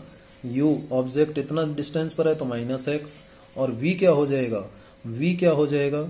v हो जाएगा आपका 20 + x। बोलिए, यहां से ये डिस्टेंस v हो जाएगा। यदि फर्स्ट लोकेशन पर आप लेंस को मानते हैं तो ये जो x है ये ऑब्जेक्ट का डिस्टेंस होगा, जो बेसिकली -x होगा क्योंकि लेफ्ट साइड में है। और ये इमेज का डिस्टेंस कितना हो जाएगा? स्क्रीन पर इमेज मिल रही है तो 20 + x हो जाएगा। तो u = -x और v = 20 + x। x की वैल्यू आपके पास है -35 हो जाएगा, और यहाँ रखोगे तो कितना आ जाएगा? 20 + 35, और ये आ जाएगा आपका 55। ठीक है, ये u की वैल्यू आ गई और ये v की वैल्यू आ गई सेंटीमीटर में। ये किस में आ गई? सेंटीमीटर में। ठीक है, u और v की वैल्यू हमने फर्स्ट लोकेशन पर निकाल ली। जब u और v आ गया तो डेफिनेटली इस लोकेशन पर हम फोकल लेंथ निकाल सकते हैं। देयरफॉर 1/f = क्या जानते हो आप लेंस फॉर्मूला से? इतना जानते हो, 1/f = 1/v - 1/u होता है। अब 1/v क्या है? 1/v, v का मतलब 55 है। ठीक है, और u क्या है? u है आपका -35। ठीक है, ये रखा हमने, 1/f निकल जाएगा। अब देखो 1/f = क्या आ जाएगा? 1/55, ये प्लस हो जाएगा माइनस 1/35। अब तो जस्ट आपको सॉल्व करना है, तो सॉल्व करोगे तो 1/f एलसीएम कितना आ जाएगा? 385 एलसीएम आएगा दोनों का। ठीक है, और ये 385 आएगा तो यहाँ 11 आएगा, और यहाँ कितना आएगा? 11 ही आएगा ना? नहीं, 7 आएगा, 7 आएगा, सॉरी, यहाँ 7 आएगा। 7 5 × 35 का 5, 3 7 5 × 35 और 3 385, 7 आ गया यहाँ, और यहाँ आ जाएगा 11। ठीक है, ये 11 आएगा। तो क्या आ गया? 1/f का वैल्यू आ गया आपका 18/385। तो f कितना आ जाएगा? f आ जाएगा 385/18, और जब इसको सॉल्व करेंगे तो 385/18 लगभग आ जाएगा बेटा 21.4 सेंटीमीटर। तो इतनी फोकल लेंथ होगी लेंस की। बोलिए, अच्छा सवाल था और आसान था। तो डायग्राम की फॉर्म में कन्वर्ट करो आप प्रॉब्लम को, डेफिनेटली वो प्रॉब्लम सॉल्व हो जाएगी। चलिए आगे बात करते हैं। क्वेश्चन नंबर, अब हम 22 पर चलेंगे सीधे, क्योंकि जो 21 है बेटा, ये जो 21 क्वेश्चन है इसको आप खुद कर सकते हैं। ये लेंस के ऊपर ही बेस्ड क्वेश्चन है, तो आप खुद कीजिएगा, खुद करके देखिएगा। नहीं आता है तो फिर हम डिस्कस कर लेंगे। ठीक है, कमेंट करके बताइएगा। चलिए 22 पर चलते हैं। पहले 22 क्या है? ये प्रिज्म के ऊपर है, तो हम कर लेते हैं प्रिज्म वाला सवाल। At what angle should a ray of light be incident on the face of a prism? किसी प्रिज्म के फेस पर कितना एंगल बनाते हुए एक लाइट को इंसिडेंट किया जाए? ठीक है, prism of refracting angle 60 degree. Prism जिसका रिफ्रैक्टिंग एंगल कितना है? 60 डिग्री है। यानी ये किसका वैल्यू दे रखा है? ये किसका वैल्यू दे रखा है? ए का वैल्यू दे रखा है, प्रिज्म एंगल का वैल्यू दे रखा है। ठीक है, so that it just suffer total internal reflection at the other face. इस तरीके से कि ये दूसरे फेस पर क्या सफर करती है? टोटल इंटरनल रिफ्लेक्शन सफर करती है। The refractive index of the material of the prism is 1.524। Prism के मटेरियल का रिफ्रैक्टिव इंडेक्स 1.524 है। तो कितना एंगल बनाते हुए रे को इंसिडेंट किया जाए जिससे कि दूसरे फेस पर इसको क्या सफर हो जाए? TIR सफर हो जाए। तो चलिए सवाल को सॉल्व करते हैं। अच्छा सवाल है। क्वेश्चन नंबर 9.21, यस 22 है बेटा, ये 9.22। तो देखिए क्या कह रहा है, पहले तो सवाल को समझें। एक प्रिज्म है जिसका रिफ्रैक्टिंग एंगल कितना है? 60 डिग्री है। यानी ये वाला एंगल, ये ए मान लेता हूं, ये बी मान लेता हूं, सी मान लेता हूं। ए कितना दे रखा है आपको? 60 डिग्री दे रखा है। ठीक है, कि इस प्रिज्म के ऊपर कितना एंगल बनाते हुए लाइट गिराई जाए। ये लाइट जो आप इसे इंसिडेंट कर रहे हो फर्स्ट रिफ्रैक्टिंग सरफेस पर, ये इसका नॉर्मल हो जाएगा। इस नॉर्मल के साथ कितना एंगल बनाते हुए इस लाइट को गिराया जाए जिससे कि ये जब लाइट, ये रिफ्रैक्टेड लाइट जब सेकेंड फेस पर पहुंचे तो इसका TIR हो जाए, यानी इस तरफ चली जाए ये लाइट रे। TIR होगा तो इस तरफ जाएगी ना। ठीक है, तो इसका अब ये नॉर्मल, इसका ये हो जाएगा। ठीक है, ये नॉर्मल हो जाएगा। तो TIR होने के लिए यानी इस तरफ जाने के लिए आपको एंगल ऑफ इंसिडेंस कितना रखना है ये हमें पता करना है। ये R1 मान लेता हूं और ये R2 मान लेता हूं। ठीक है, ये R1 मान लिया, ये R2 मान लिया। अब जो R2 है यही तो क्रिटिकल एंगल होगा कि नहीं होगा? R2 भाई यहाँ क्रिटिकल एंगल हो, ये R2 क्रिटिकल एंगल के बराबर होगा। ये 60 डिग्री है। अब देखिए क्रिटिकल एंगल कितना आएगा जरा देख लो। जो रिफ्रैक्टेड रे है, मान लेता हूं कि ये रे है PQ और ये QR जो है रिफ्रैक्टेड रे है। ठीक है, ये TIR सफर करेगी यदि इसको यहाँ पर कितना एंगल बनाते हुए इंसिडेंट किया जाए, if it is incidented at critical angle, यदि ये यहाँ पर क्रिटिकल एंगल बनाते हुए गिरती है तो। ठीक है, तभी तो इसका TIR होगा QR का, तभी तो ये इस तरफ जाएगी, तभी तो ये इस तरफ जाएगी, जिस मीडियम से आई उसी मीडियम में चले जाएगी। ठीक है, तो TIR होने के लिए इस R2 का क्रिटिकल एंगल के बराबर होना चाहिए। अब R2 की वैल्यू 4TIR R2 की वैल्यू किसके बराबर होनी चाहिए? IC के बराबर होनी चाहिए। अब मुझे IC पता होना चाहिए। अब IC निकालने के लिए मैंने आपको ध्यान कीजिए ये फॉर्मूला बता रखा है, sin IC is equal to 1/μ। ठीक है, अब यहाँ से अब म्यू का मतलब क्या है? प्रिज्म का, मटेरियल का रिफ्रैक्टिव इंडेक्स इतना है और ये sin IC। ठीक है, अब यहाँ से IC की वैल्यू यदि आप निकालोगे तो sin इनवर्स 1/1.524 ये आ जाएगा। और जब इसको सॉल्व करोगे 1/1.524 तो ये अप्रोक्सीमेटली आएगा 0.6542। ठीक है, इसका जब साइन इनवर्स साइन टेबल से देखोगे तो ये वैल्यू लगभग 41 डिग्री आएगी, यानी ये क्रिटिकल एंगल आएगा 41 डिग्री। ठीक है, यानी R का वैल्यू 41 डिग्री के बराबर होना चाहिए। R का वैल्यू क्या होना चाहिए? 41 डिग्री के बराबर होना चाहिए। R जो किसके बराबर है? IC के बराबर है। इनकी वैल्यू कितनी होनी चाहिए? 41 डिग्री होनी चाहिए। अब देखिए आप ये जानते हो कि A is equal to R1 plus R2 होता है। A इज इक्वल टू क्या होता है? R1 प्लस R2 होता है। अब आपने R2 तो निकाल लिया, ये R2 ही तो है भाई, ये R2 ही तो है, जो क्रिटिकल एंगल है वही तो R2 है। अब R2 पता लग गया तो R1 आ जाएगा, क्योंकि A तो हमें पता है 60 है, तो A बराबर R1 प्लस R2। तो यहाँ से R1 क्या आ जाएगा? A माइनस R2 आ जाएगा। और A कितना है? 60 और R2 कितना आया? 41 डिग्री। ठीक है, 60 डिग्री में से 41 डिग्री माइनस करेंगे तो वैल्यू आ जाएगी 19 डिग्री। ये R1 आ गया। अब R1 आ गया, R2 आ गया और क्रिटिकल एंगल भी आपने निकाल लिया। अब इंसिडेंस एंगल निकालना है, तो इंसिडेंट एंगल कितना होगा? इंसिडेंट एंगल निकालने के लिए इस पॉइंट पर स्नेल्स लॉ लगा देते हैं। यहाँ कौन है? एयर है और यहाँ कौन है? ग्लास। यहाँ का रिफ्रैक्टिव इंडेक्स आपको पता है 1.524 है और एयर का रिफ्रैक्टिव इंडेक्स कितना होता है? 1 होता है। तो refractive index into sine of angle I, sine I is equal to refractive index 1.524 into sine R1, यही तो होगा Snell's law at point Q। तो applying Snell's law at point Q, applying Snell's law at point Q, B में right क्या लिखा जा सकता है? हम लिख सकते हैं 1 into sine I is equal to 1.524 sine R1।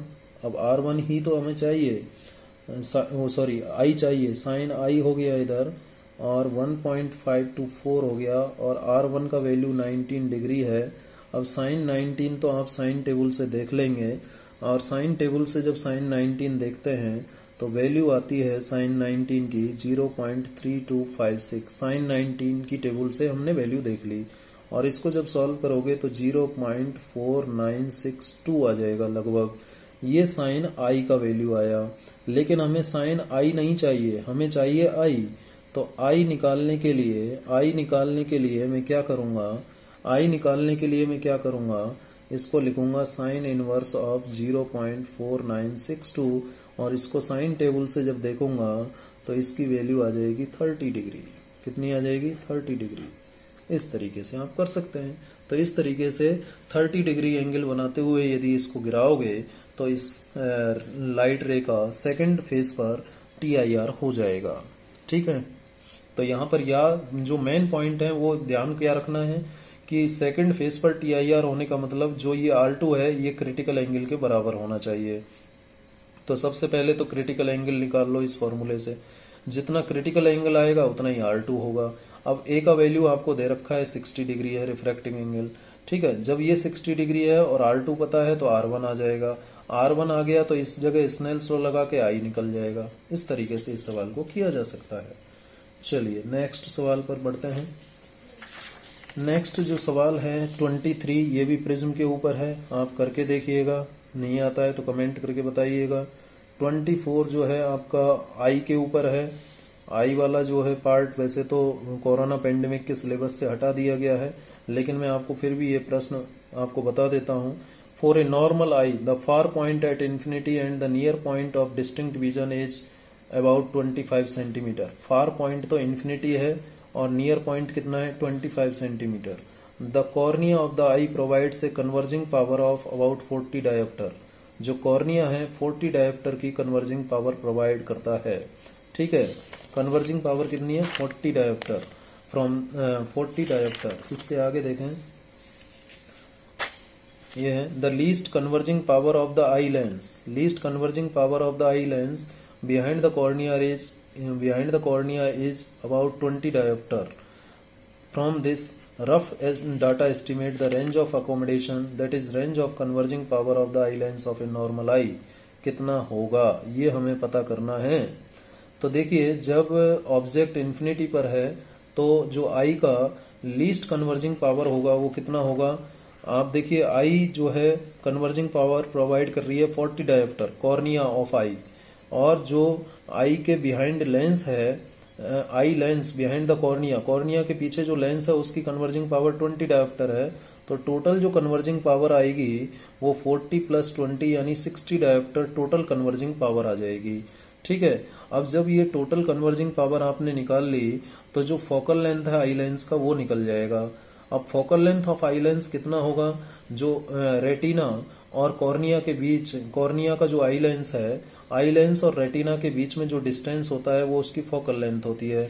अब फोकल लेंथ कितनी आएगी, जब आपको पावर दे रखी है तो 100/p निकाल सकते हो, 100/p से निकाल सकते हो, और p का वैल्यू आपको 60 दे रखा है तो ये किस में आ जाएगी, सेंटीमीटर में आ जाएगी, कितनी 5/3 सेंटीमीटर, ठीक है। ये आपकी फोकल लेंथ आ जाएगी, और यही फोकल लेंथ तो आपकी इमेज की डिस्टेंस होगी, v का वैल्यू हो जाएगा, और u का वैल्यू क्या है, least distance of distinct vision, -25 हो जाएगा, u -25 हो जाएगा, और v हो गया आपका, ये v हो गया, ये क्या हो गया, v हो गया, ठीक है। यानी ये v हो गया, एक तरह से v हो गया, जो f = इतना है ये v हो गया। अब जो फोकल लेंथ होगी वो कितनी आएगी वो आप निकाल लीजिए, किससे निकाल लीजिए, 1/f = 1/v - 1/u। तो जो फोकल लेंथ है वो 25/16 सेंटीमीटर आएगी उससे, और फिर जो कन्वर्जिंग पावर है वो आप निकाल लीजिए। करस्पॉन्डिंग जो कन्वर्जिंग पावर है वो 64 है, कितनी है 64, किस फोकल लेंथ के लिए, 25/16 के लिए, ठीक है। पावर निकल जाएगी इस फोकल लेंथ के लिए, तो जो आई लेंस की पावर है वो कितनी आ जाएगी, 64 में से जो 40 है वो माइनस कर दो तो 24 डायोप्टर आपकी आई लेंस की पावर आ जाएगी। तो जो अकोमोडेशन होगा रफली वो कहाँ से कहाँ होगा, 20 डायोप्टर से 24 डायोप्टर होगा। तो जो मैंने बोला है इस तरीके से कीजिएगा, आपको ये सवाल सॉल्व हो जाएगा। चलिए आगे कह रहा है, डज शॉर्ट साइटेडनेस और long sightedness imply necessarily that the eye lens partially lost its ability of accommodation? If not, what might cause the age defect of vision? Yes, obviously not. ऐसा नहीं होता है, ठीक है, ऐसा नहीं होता है। ये इस बात को नहीं बताता कि जो आई है वो उसने अपनी अकोमोडेशन की एबिलिटी को खो दिया है, ऐसा नहीं है, ठीक है। ये भी आपका मायोपिक पर्सन का पावर दे रखा है, फोकल लेंथ निकाल लीजिएगा, ठीक है। और ओल्ड एज में ही नीड, उसको क्या चाहिए, एक पावर ग्लास चाहिए, किस पावर का, 2 डायोप्टर का, 2 डायोप्टर का क्या चाहिए, लेंस चाहिए, ठीक है। तो उस केस में आप फोकल लेंथ निकाल लीजिए। फोकल लेंथ निकलेगा किससे, 1/f = 1/v - 1/u से, v कितना है -50 है, v कितना है -50। कैसे निकालेंगे v की वैल्यू? फोकल लेंथ आपकी -100 आएगी। जब पावर -1 डायोप्टर है, इस -1 डायोप्टर के लिए फोकल लेंथ कितनी आएगी आपकी 100 आएगी, और 2 डायोप्टर के लिए कितनी आएगी 50 आएगी। कितनी आएगी 50 आएगी। तो v का वैल्यू -50 और u का वैल्यू -25। तो फोकल लेंथ आप निकाल लीजिए, इससे फिर पावर आ जाएगी। तो आपको किस +2 डायोप्टर का लेंस चाहिए ये वेरीफाई हो जाएगा। ठीक है, चलिए, तो ये कुछ क्वेश्चंस आप इसके ऊपर भी कर लीजिएगा।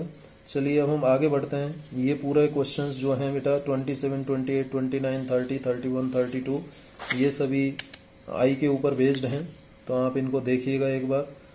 क्वेश्चन नंबर 33 जो है ये भी आपका एंगुलर मैग्निफिकेशन दे रखा है। Objective of focal length 1.25 centimetre and eyepiece of focal length 5 centimetre. How will you set up the compound microscope? ये भी आप करना चाहें कर सकते हैं, आराम से हो जाएगा, करके देखिएगा। 34 को हम सॉल्व कर लेते हैं। क्वेश्चन नंबर 34 क्या कह रहा है? एक स्मॉल टेलीस्कोप है जिसका ऑब्जेक्टिव लेंस का फोकल लेंथ 140 सेंटीमीटर है और आई पीस का फोकल लेंथ 5 सेंटीमीटर है। What is the magnifying power? तो मैग्नीफाइंग पावर तो आप सिंपली निकाल ही लोगे, m = FO/FE, इससे मैग्नीफाइंग पावर आ जाएगा। किस केस में निकालना है? When the telescope is in normal adjustment, when the final image is at infinity. तो इस फॉर्मूले से आपकी मैग्नीफाइंग पावर 140/5 और ये आ जाएगी 28। ये मैग्नीफाइंग पावर आ जाएगी फर्स्ट केस में। ठीक है, अब दूसरा है the final image is formed at least distance of distinct vision. जब कंपाउंड माइक्रोस्कोप में least distance of distinct vision पर बनती है तो मैग्नीफाइंग पावर का फॉर्मूला ध्यान कीजिए ये होता है, ये होता है मैग्नीफाइंग पावर का फॉर्मूला। कंपाउंड क्या है ये कंपाउंड माइक्रोस्कोप नहीं है, टेलीस्कोप है। हाँ, टेलीस्कोप में ये ध्यान रखिएगा, जब least distance of distinct vision पर इमेज बनता है टेलीस्कोप के केस में, इन्फिनिटी पर जब बनता है तो ये फॉर्मूला, लेकिन जब least distance of distinct vision पर बनता है तो ये फॉर्मूला होता है। ये याद रखिएगा, ये याद रखिएगा, फॉर्मूला लर्न करना होगा। ये हमने डिराइव नहीं किया है, ठीक है, हमने ये वाला डिराइव किया है, ये वाला डिस्कस किया है, तो इसको भी आप ध्यान रखिए। ये मैग्नीफाइंग पावर का फॉर्मूला कब अप्लाई होगा? जब image formed by small telescope is at least distance of distinct vision. ये आपका हो गया कैपिटल डी, और आई पीस का फोकल लेंथ हो गया 5 और ऑब्जेक्टिव का फोकल लेंथ हो गया 140। इसमें रखोगे, जब रख के सॉल्व करोगे तो वैल्यू आ जाएगी 33.6, इतनी वैल्यू आ जाएगी। ठीक है, तो ये फॉर्मूला आपको याद रखना होगा। क्वेश्चन नंबर 35 इसमें क्या कह रहा है? For the telescope described in question number 34, what is the separation between the objective and eyepiece? Objective और आई पीस के बीच सेपरेशन तो इतना होता है, आप सब जानते हैं, 140 FO हो गया और ये हो गया आपका 5, तो 145 आ गया। 145 सेंटीमीटर जो है सेपरेशन आ गया ऑब्जेक्टिव और आई पीस के बीच। और यदि इस टेलीस्कोप का यूज एक 100 मीटर टॉल टावर जो कि 3 किलोमीटर दूर है उसको देखने के लिए किया जाता है, what is the height of the image of the tower found by the objective lens? इसे हम कर लेते हैं पार्ट बी को सॉल्व कर लेते हैं। पार्ट बी को सॉल्व कर लेते हैं। हालांकि मून का जो जैसा हमने सॉल्यूशन किया था मून के केस में वैसे ही हो जाएगा। पार्ट ए मैंने बता ही दिया आपको, क्वेश्चन 9.35 का। पार्ट बी कर रहे हैं अभी। तो क्या कह रहा है? एक स्मॉल टेलीस्कोप है, उसके ऑब्जेक्टिव से एक टावर का इमेज बनाया जाता है। ये मान लीजिए टावर है और टावर की जो हाइट है 100 मीटर है। 100 मीटर हाइट है इस टावर की, और ये कितना दूरी पर रखा हुआ है? ये 3 किलोमीटर दूरी पर है। किससे 3 किलोमीटर अवे है? ये टेलीस्कोप से। What is the height of the image height, जो इमेज बनेगी इसकी उसकी हाइट क्या होगी ये हमें पता करनी है। तो इसके लिए मैंने आपको बताया था, एक लाइट रे यहाँ से भेजो, ऑप्टिकल सेंटर से जाएगी सीधे, इसकी इमेज ऐसे बनेगी, इसकी इमेज ऐसे बनेगी। ठीक है, तो ये हाइट इमेज की क्या होगी ये हमें पता करनी है। तो ये वाला एंगल और ये वाला एंगल सेम होगा या नहीं होगा? ये वाला एंगल और ये वाला एंगल सेम होगा। तो अब आ जाएगा। फोकल लेंथ इस ऑब्जेक्टिव का आपको दे रखा है कितना है ऑब्जेक्टिव का फोकल लेंथ 140 सेंटीमीटर। तो ये जो डिस्टेंस होगी 3 किलोमीटर हम इन्फिनिटी पर मान के चलें तो फोकल लेंथ FO, ये FO हो जाएगी और ये है कितनी आपकी 100 मीटर नहीं 140 सेंटीमीटर 140 सेंटीमीटर ये ऑब्जेक्टिव की फोकल लेंथ हो गई। तो ये FO हो गया और ये 3 किलोमीटर है। तो अब यहाँ से ये एंगल अल्फा है तो ये भी अल्फा हो जाएगा। अब आप जानते हैं tan अल्फा निकालिए। tan अल्फा इस वाले ट्राइंगल के लिए निकालें AB और ये C और ये A dash B dash C। तो ट्राइंगल ABC के लिए इस ट्राइंगल के लिए tan अल्फा क्या होगा AB अपॉन CB होगा और triangle A dash CB dash के लिए क्या होगा tan अल्फा होगा इसके लिए A dash B dash upon CB dash. ये आपको पता लग गया होगा।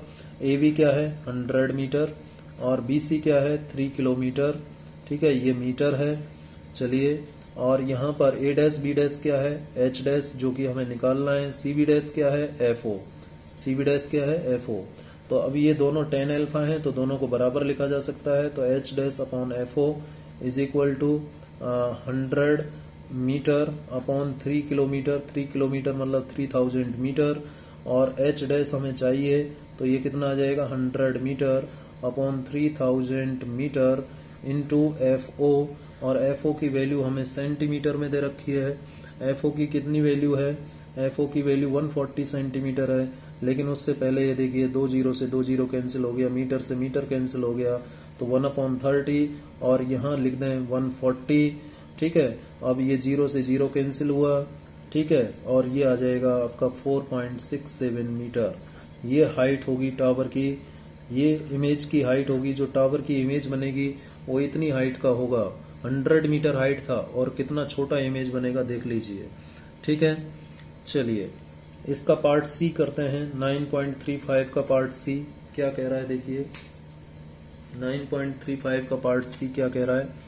What is the height of final image of the tower if it is formed at 25 centimetre.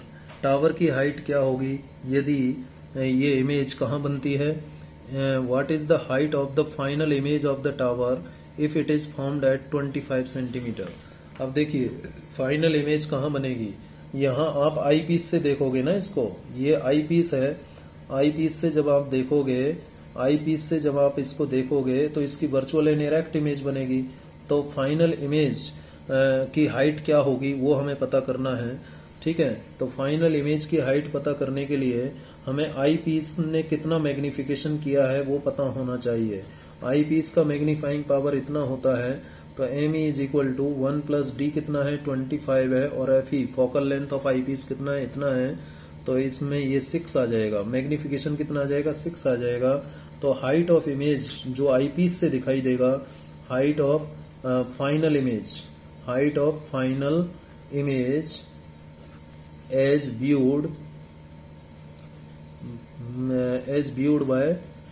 Viewed by किससे आई पीस से जो इमेज दिखेगी उससे उसकी हाइट क्या होगी H डैश है ना। आई पीस से जो दिखेगी, जो ऑब्जेक्ट आपको दिखाई दे रहा है उसको magnifying power of eyepiece से मल्टीप्लाई कर देंगे। H कितना दिखाई दे रहा था आपको, H दिखाई दे रहा था 4.67, ये ऑब्जेक्टिव से दिखाई दे रहा था। और कितना मैग्नीफाई करेगा इसको 6 टाइम्स मैग्नीफाई करेगा। तो इसको देखें तो 6 7 जा 42, 6 6 जा 36 और 4 0, 6 4 जा 24 और ये 8 और ये लगभग आप कह सकते हो 28 सेंटीमीटर आ जाएगा। H डैश का वैल्यू कितना आ जाएगा 28 सेंटीमीटर आ जाएगा। ठीक है या नहीं मीटर आ जाएगा। 28 मीटर आ जाएगा। ये कितना आ जाएगा 28 मीटर आ जाएगा। 28 मीटर आएगा क्योंकि H किस में है मीटर में है। ये मीटर में है 4.67 मीटर में आया। ठीक है, 4.67 मीटर में आया था या सेंटीमीटर में। ओहो सॉरी, ये 140 सेंटीमीटर में था तो ये सेंटीमीटर में वैल्यू आएगी बेटा। ये सेंटीमीटर में था क्योंकि इनकी यूनिट तो आपस में कैंसिल हो गई। तो ये सेंटीमीटर में वैल्यू है तो ये सेंटीमीटर, तो ये आंसर भी किस में आएगा सेंटीमीटर में आएगा। तो इतना हाइट हो जाएगा। समझ गए बात को भाई। आई पीस से जब आप इमेज को देखोगे तो आई पीस कितना मैग्नीफाई करता है उससे मल्टीप्लाई कर दो इसकी जो हाइट आई है। ऑब्जेक्टिव से जो बनने वाली इमेज है उसकी हाइट आपने निकाल ली इतना सेंटीमीटर है, तो आई पीस से कितना हाइट का इमेज दिखेगा उस आई पीस के मैग्नीफाइंग पावर से मल्टीप्लाई कर दो। आई पीस का मैग्नीफाइंग पावर क्या होगा 1+d/fe से निकाल लेंगे, तो 6 से मल्टीप्लाई कर दें कौन सी हाइट को, जो हाइट इमेज की आपको ऑब्जेक्टिव से प्राप्त हो रही है उसको 6 से मल्टीप्लाई कर दो, फाइनल इमेज की हाइट आपको पता लग जाएगी। चलिए ये हो गया क्वेश्चन नंबर 9.35 का पार्ट सी। आगे बढ़ते हैं। ये देखिए क्या कह रहा है ये क्वेश्चन, जरा इसको भी देख लीजिए। 36 इस कैसेग्रेन टेलीस्कोप यूजेज 2 मिरर्स। एक कैसेग्रेन टेलीस्कोप में 2 मिरर्स का यूज हुआ है। ये देखिए एक ये मिरर है जो कि कॉनकेव मिरर है और एक कॉन्वेक्स मिरर है। ये कॉनकेव मिरर है जिसका इस साइड का सरफेस पॉलिश किया हुआ है, ठीक है, और एक ये कॉन्वेक्स मिरर है जो फोकस पर रखा हुआ है। Such a telescope is build with the mirrors 20 millimetre apart. इस टेलीस्कोप को बनाया गया है जो 2 मिरर से जो कि एक दूसरे से 20 मिलीमीटर पर रखे हुए हैं। कितने मिलीमीटर पर रखे हुए हैं 20 मिलीमीटर पर रखे हुए हैं। If the radius of curvature of the larger mirror, ये जो मिरर है इसका रेडियस ऑफ कर्वेचर 220 मिलीमीटर है and the small mirror is 140 और इस स्मॉल मिरर का रेडियस ऑफ कर्वेचर 140 मिलीमीटर है। Where will the final image of the image of an object at infinity v। Where will the final image of an object at infinity v। जब object infinity पर है तो final image कहाँ बनेगी ये पता करना है। तो देखिए जो आपका इमेज फॉर्म होगा लार्जर कॉनकेव मिरर से, इस कॉनकेव मिरर से जो इमेज फॉर्म होगा वो वर्चुअल ऑब्जेक्ट होगा किसके लिए, कॉन्वेक्स मिरर के लिए। इससे बनने वाली जो इमेज होगी इस कॉनकेव मिरर से जो बनने वाली इमेज है इस कॉन्वेक्स मिरर के लिए वर्चुअल ऑब्जेक्ट होगा। कैसा ऑब्जेक्ट होगा, वर्चुअल ऑब्जेक्ट होगा, ठीक है। और जो पैरेलल रेज ये आ रही है, ये पैरेलल रेज आई, यहाँ पर फोकस हुआ और फोकस होकर के आई पीस में गया, ठीक है। ऑब्जेक्ट जो कि इन्फिनिटी पर रखा हुआ है वो फोकस करेगा कहाँ पर, विल फोकस एट 110 मिलीमीटर। कहाँ पर फोकस करेगा 110 मिलीमीटर पर फोकस करेगा, क्योंकि ये जो लार्जर मिरर है इसका रेडियस ऑफ कर्वेचर कितना है कॉनकेव मिरर का 220 मिलीमीटर है, ये है। तो इसका फोकल लेंथ कितना हुआ कॉनकेव मिरर का, कॉनकेव मिरर का जो फोकल लेंथ होगा इसका आधा होगा यानी 110 मिलीमीटर हो जाएगा। तो ये जो फोकस करेगा इमेज को 110 मिलीमीटर पर करेगा, ठीक है, करेगा। उसके बाद में जो डिस्टेंस होगी वर्चुअल ऑब्जेक्ट की फ्रॉम द स्मॉलर मिरर, ये जो स्मॉलर मिरर है इससे ऑब्जेक्ट कितना डिस्टेंस पर होगा, स्मॉलर मिरर का जो आप देखिए ये कह रहा है such a telescope is build with the mirror 20 millimetre apart. इन दोनों मिरर्स के बीच में 20 मिलीमीटर का डिस्टेंस है और इसका जो फोकल लेंथ है वो 110 मिलीमीटर है, 110 मिलीमीटर है। तो जो डिस्टेंस होगा वर्चुअल ऑब्जेक्ट का, distance of virtual object for convex mirror के लिए जो वर्चुअल ऑब्जेक्ट होगा जो कि बेसिकली कॉनकेव मिरर का इमेज है वो किस डिस्टेंस पर बनेगा, 110 में से कितना माइनस करें 20, तो 90 मिलीमीटर पर ये आपकी डिस्टेंस यानी वर्चुअल ऑब्जेक्ट की डिस्टेंस होगी कॉन्वेक्स मिरर से। तो कॉन्वेक्स मिरर से जो वर्चुअल ऑब्जेक्ट है उसकी डिस्टेंस u कितना आ गया -90, लेफ्ट में है इसलिए -90।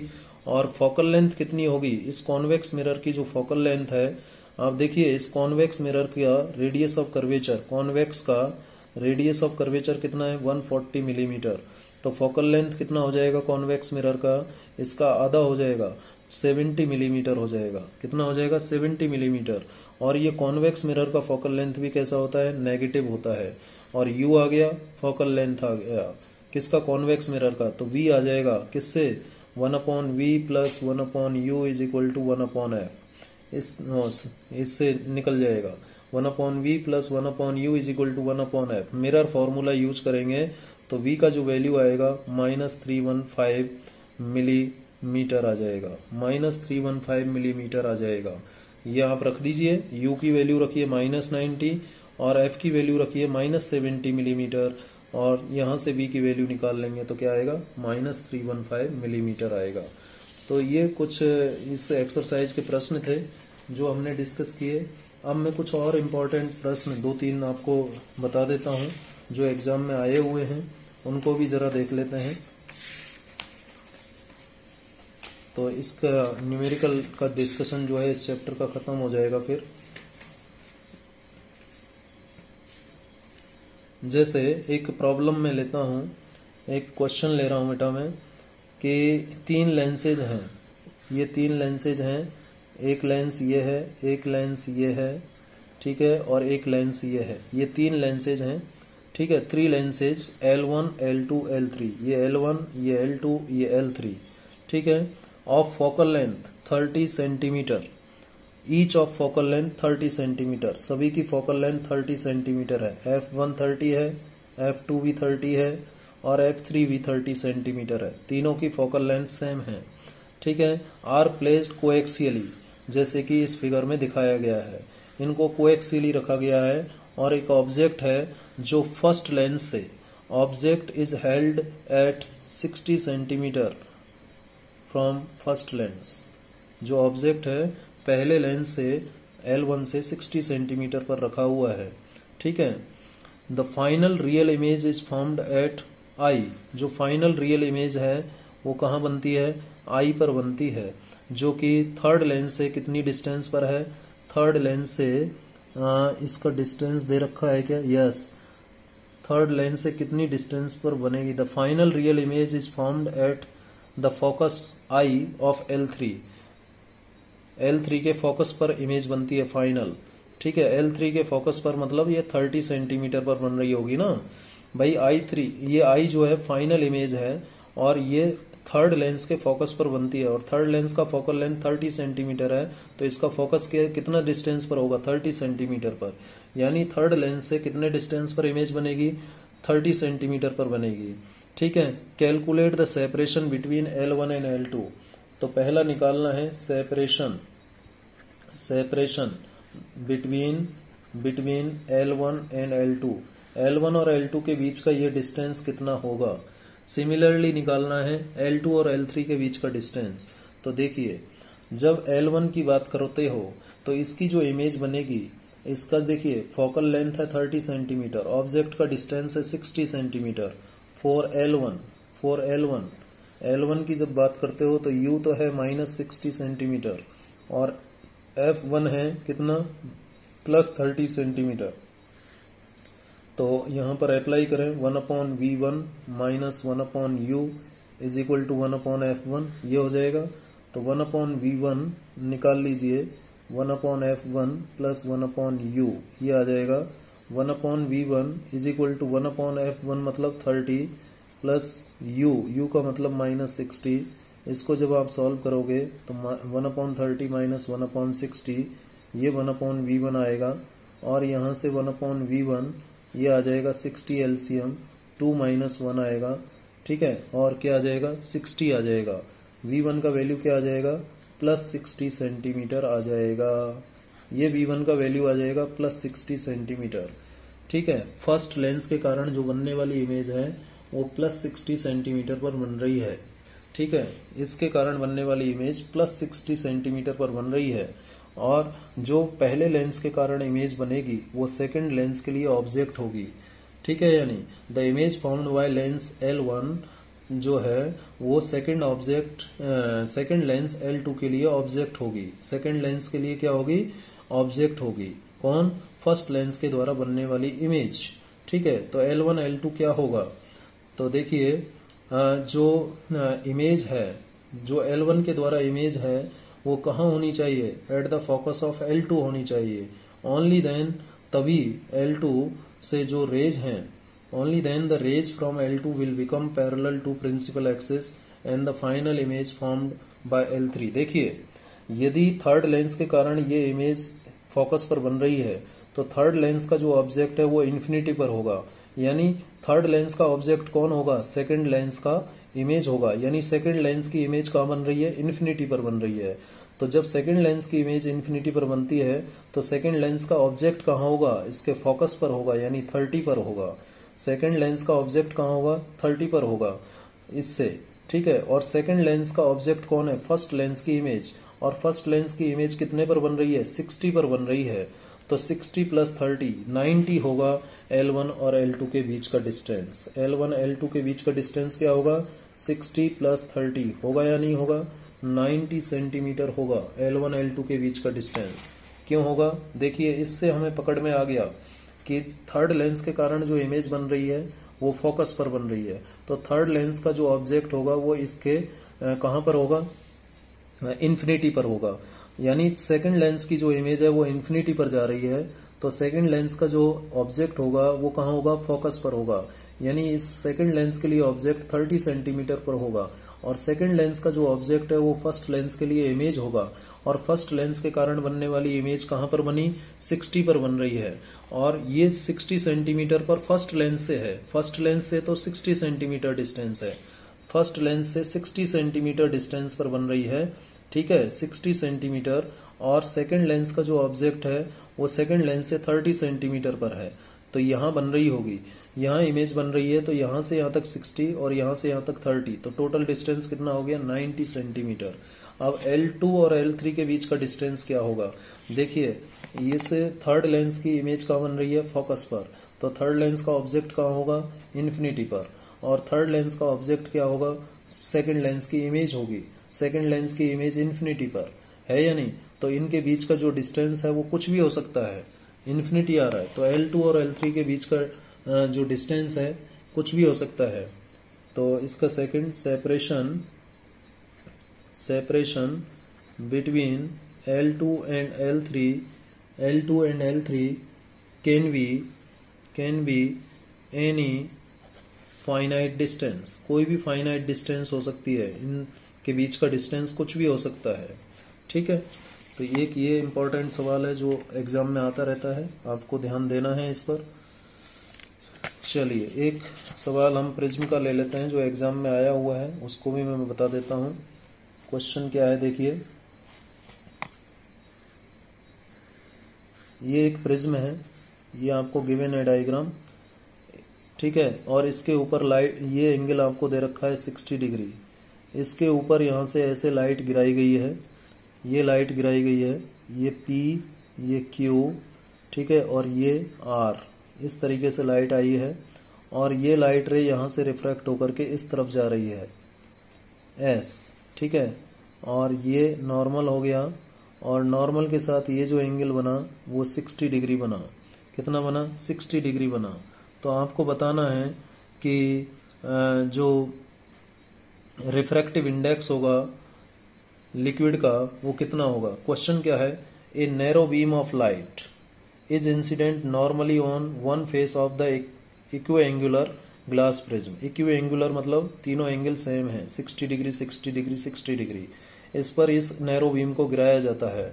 और ये जो ग्लास प्रिज्म है इसका रिफ्रैक्टिव इंडेक्स कितना है, इस ग्लास प्रिज्म का रिफ्रैक्टिव इंडेक्स है 1.45, ठीक है। अब इस प्रिज्म को एक लिक्विड के अंदर डुबो दिया जाता है, किस में डुबो दिया जाता है, लिक्विड के अंदर डुबो दिया जाता है। ये देखिए लिक्विड में डुबो दिया, इसको पानी के अंदर डुबो दिया, ठीक है, पानी के अंदर इस प्रिज्म को डुबो दिया।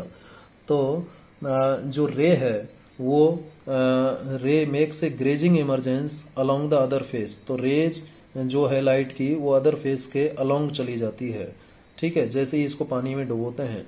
तो बताइए जो लिक्विड जिसके अंदर इस प्रिज्म को डुबोया गया है उसका रिफ्रैक्टिव इंडेक्स कितना होगा।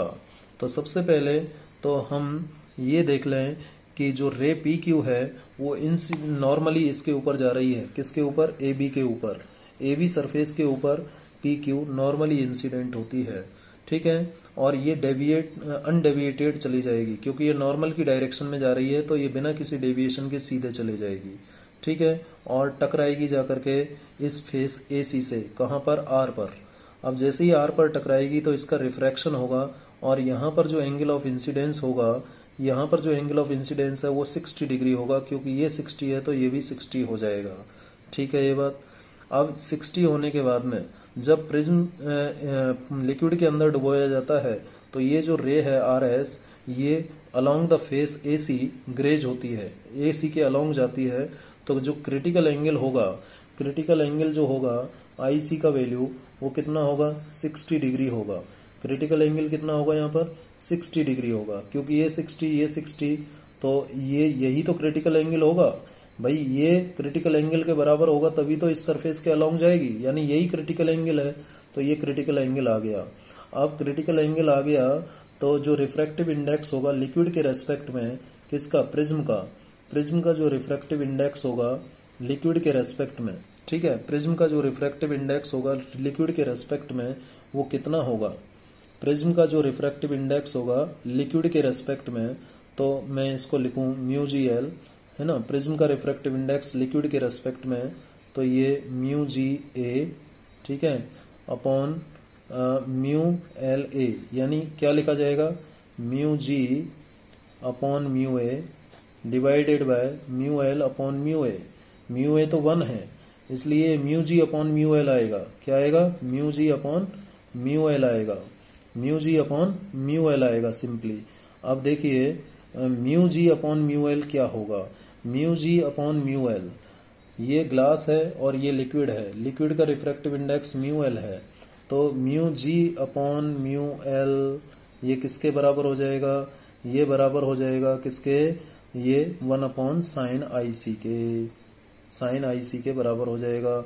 और साइन IC कितना है, साइन IC है 60, तो साइन 60 हो जाएगा, यानी μg अपॉन μl किसके बराबर आ जाएगा, 2 अपॉन √3 के बराबर आ जाएगा, μg अपॉन μl किसके बराबर आ जाएगा, 2 अपॉन √3 के बराबर आ जाएगा, 2 अपॉन √3 के बराबर μg अपॉन μl आया, 2 अपॉन √3 के बराबर क्या आ गया आपका, μg लिक्विड के रेस्पेक्ट में, ठीक है, प्रिज्म का रिफ्रैक्टिव इंडेक्स यानी ग्लास का refractive index with respect to liquid, ठीक है, μgl आ गया, तो लिक्विड का एयर के रेस्पेक्ट में, यही पूछ रहा है ना, find the refractive index of this liquid and draw a रे diagram showing the path of रे, तो लिक्विड का भी पूछ रहा है, तो ये तो μg अपॉन μl आ गया, यानी प्रिज्म का रिफ्रैक्टिव इंडेक्स आ गया लिक्विड के रेस्पेक्ट में इतना, लेकिन हमें चाहिए μl अपॉन μa चाहिए, तो देखिए μg अपॉन μl मेरे पास आ गया, और देखिए μg upon μa divided by μl upon μa, ठीक है, ये किसके बराबर हो गया, μg अपॉन μl के बराबर लिख सकते हैं, और ये कितना वैल्यू आ गया, 2 अपॉन √3 के बराबर आ गया, 2 अपॉन √3। आगे सॉल्व करूं तो μg अपॉन μa क्या होगा, ऊपर इसको मैं सॉल्व करूं, इधर लिख देता हूं, μg अपॉन μa क्या होगा, 1.45, ठीक है, 1.45, और μl अपॉन μa ये तो हमें निकालना है, μl अपॉन μa तो निकालना है, और इसका वैल्यू क्या है μg अपॉन μl का, ये 2 अपॉन √3 है, तो μl अपॉन μa क्या आ गया यहाँ से, ये आ जाएगा आपका 1.45 अपॉन 2 अपॉन √3, 2 अपॉन √3, और इसको लिख सकता हूँ √3 अपॉन 2 इंटू 1.45, ठीक है, और इसको जब सॉल्व करेंगे तो कितना आ जाएगा, 1.732 अपॉन 2 इंटू 1.45 ये आएगा, और इसको जब मैं सॉल्व करूँगा तो वैल्यू आ जाएगी, देखिए कितनी आ जाएगी, ये अप्रोक्सीमेटली 1.255 आ जाएगी, 1.255, ये 1.255 लिक्विड का रिफ्रैक्टिव इंडेक्स आ जाएगा, आएगी या नहीं, देखो 0.8 समथिंग ये आएगा, 8 5 जा 44, 8 4 जा 32, 6 8 1 जा 8 और 3 यही आएगा, ठीक है, ये वैल्यू आ जाएगी। तो इस तरीके से आप लिक्विड का रिफ्रैक्टिव इंडेक्स पता कर सकते हैं। तो आप ध्यान रखिए, जब ये इसके अलोंग ग्रेज हो रही है तो ये क्रिटिकल एंगल के बराबर हो जाएगा। एक लास्ट क्वेश्चन और सॉल्व कर लेते हैं जो एग्जाम में आया हुआ है इसी प्रिज्म के ऊपर। अच्छा सवाल है, प्रिज्म दे रखा है इस टाइप का प्रिज्म दे रखा है, ठीक है, और इस पर इधर से एक ब्लू कलर की लाइट गिराई गई, एक ग्रीन कलर की लाइट गिराई गई और एक रेड कलर की लाइट गिराई गई, ठीक है। 3 rays of light red green blue are incident on the face A B of right angle triangle. ये ए बी फेस पर जो कि राइट एंगल ट्राइंगल है उस पर गिराई गई है। ये एंगल इसका 45 डिग्री है, ये 90 डिग्री है। ठीक है। The refractive index of the material of the prism for red colour, green colour and blue. Red के लिए म्यू आर, रेड के लिए कितना दे रखा है 1.39, और ग्रीन के लिए कितना दे रखा है, ग्रीन के लिए दे रखा है 1.44, और ब्लू के लिए दे रखा है 1.47। इन तीनों कलर में से कौन सी लाइट, कौन से कलर की लाइट एसी से बाहर चली जाएगी, एसी से बाहर चली जाएगी, कौन सी लाइट चली जाएगी, ये बताना है आपको। ठीक है, ये बताना है। तो देखिए कैसे निकालते हैं। जब लाइट इंसिडेंट होगी एबी पर, एबी पर जब लाइट इंसिडेंट होगी तो एबी पर कोई रिफ्रैक्शन नहीं होगा। ठीक है, क्योंकि नॉर्मली जा रही है ये। अब जैसे ही ये लाइट इंसिडेंट होगी एसी पर, देखिए ये लाइट ऐसे चले जाएगी, ये सीधे चले जाएंगी ये लाइट रेज, क्योंकि यहाँ तो नॉर्मली इंसिडेंट हुई तो यहाँ पर ऐसे सीधे चले जाएंगी। ठीक है, यहाँ कोई रिफ्रैक्शन नहीं हुआ, लेकिन यहाँ पर होगा। अब यहाँ पर कौन सी लाइट ऐसे 90 डिग्री एंगल बनाते हुए टर्न हो जाएगी और कौन सी बाहर चली जाएगी, ये कैसे पता करें। देखिए एसी जो है उस लाइट को ट्रांसमिट नहीं करेगा, फेस एसी से वो लाइट बाहर नहीं जा पाएगी जिसके लिए आई का वैल्यू आईसी से कम है। जो angle of incidence critical angle से कम बना रही है वो लाइट बाहर नहीं जाएगी। ठीक है, जिसके लिए आई का वैल्यू आईसी से कम है। अब देखिए आईसी का वैल्यू निकालो। आईसी का वैल्यू कितना होगा, आईसी का वैल्यू निकालो। तो आईसी का जो वैल्यू है, देखिए आईसी का वैल्यू कितना होगा। देखो वो लाइट बाहर नहीं जाएगी जिसके लिए ये कंडीशन है। ठीक है, यानी phase AC will not transmit this light। कौन सी लाइट को ट्रांसमिट नहीं करेगा, जिसके लिए आई लेस देन आईसी होगा। अब यहाँ पर मैं साइन आई लिखूं तो साइन आईसी से कम होगा, दोनों तरफ ऐसे भी लिख सकता हूं। अब देखिए साइन आई का मतलब क्या है, साइन 45। ठीक है, और साइन आईसी क्या है 1/म्यू। तो म्यू का वैल्यू क्या आ गया, साइन 45 1/√2 होता है, तो म्यू का वैल्यू क्या आ गया √2, जो किसके बराबर हो गया 414 के। यानी जिसका रिफ्रैक्टिव इंडेक्स 414 से ज्यादा है वो ट्रांसमिट नहीं होगी। अब देखिए जरा, रेड का जो रिफ्रैक्टिव इंडेक्स है, रेड का जो रिफ्रैक्टिव इंडेक्स है वो म्यू से कम है, और ब्लू का जो रिफ्रैक्टिव इंडेक्स है वो म्यू से ज्यादा है। ग्रीन का जो रिफ्रैक्टिव इंडेक्स है वो बराबर है, ग्रीन का जो रिफ्रैक्टिव इंडेक्स है वो बराबर है। ग्रीन का रिफ्रैक्टिव इंडेक्स क्या है, म्यू के बराबर है। ये तीन कंडीशंस हैं। अब जिसका रिफ्रैक्टिव इंडेक्स, तो जो रेड कलर है वो ट्रांसमिट होगा या नहीं होगा, जो रेड कलर है वो ट्रांसमिट हो जाएगा। भाई जिसका रिफ्रैक्टिव इंडेक्स इससे ज्यादा होगा, जिसका रिफ्रैक्टिव इंडेक्स इससे ज्यादा होगा या इसके बराबर होगा वो ट्रांसमिट नहीं होगा, बाकी ट्रांसमिट हो जाएंगे। इससे कम जो होगा रिफ्रैक्टिव इंडेक्स वो बाहर निकल जाएगा।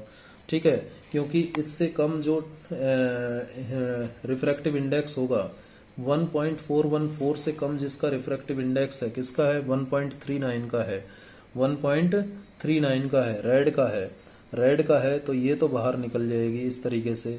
और ग्रीन का बराबर है तो इसका TIR होगा, इस तरफ आ जाएगी। और ब्लू का ज्यादा है, बराबर या ज्यादा होने से ये इस तरीके से टर्न हो जाएंगी।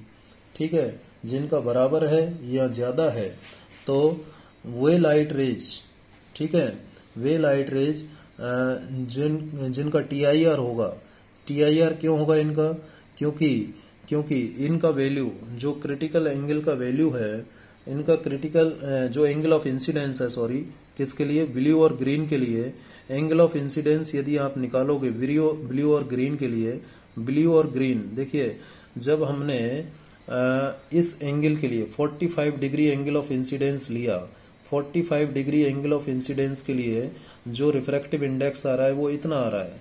यही तो होगा। ये एंगल ऑफ इंसिडेंस यदि हम लें 45 डिग्री, भाई ये नॉर्मल है तो ये 45 डिग्री एंगल बना रही है, ये नॉर्मल है तो ये 45 डिग्री एंगल बना रही है यानी ये नॉर्मल है तो 45 डिग्री एंगल बना रही है। तो 45 डिग्री एंगल के लिए रिफ्रैक्टिव इंडेक्स कितना आ रहा है, 1.414 आ रहा है, यानी जिसका रिफ्रैक्टिव इंडेक्स 1.414 से ज्यादा है ना। ग्रीन का भी देखिए 1.414 से ज्यादा है, 44 है, ये ज्यादा ही लिखेंगे, बराबर नहीं है, ठीक है। ग्रीन का भी ज्यादा है और ब्लू का भी ज्यादा है।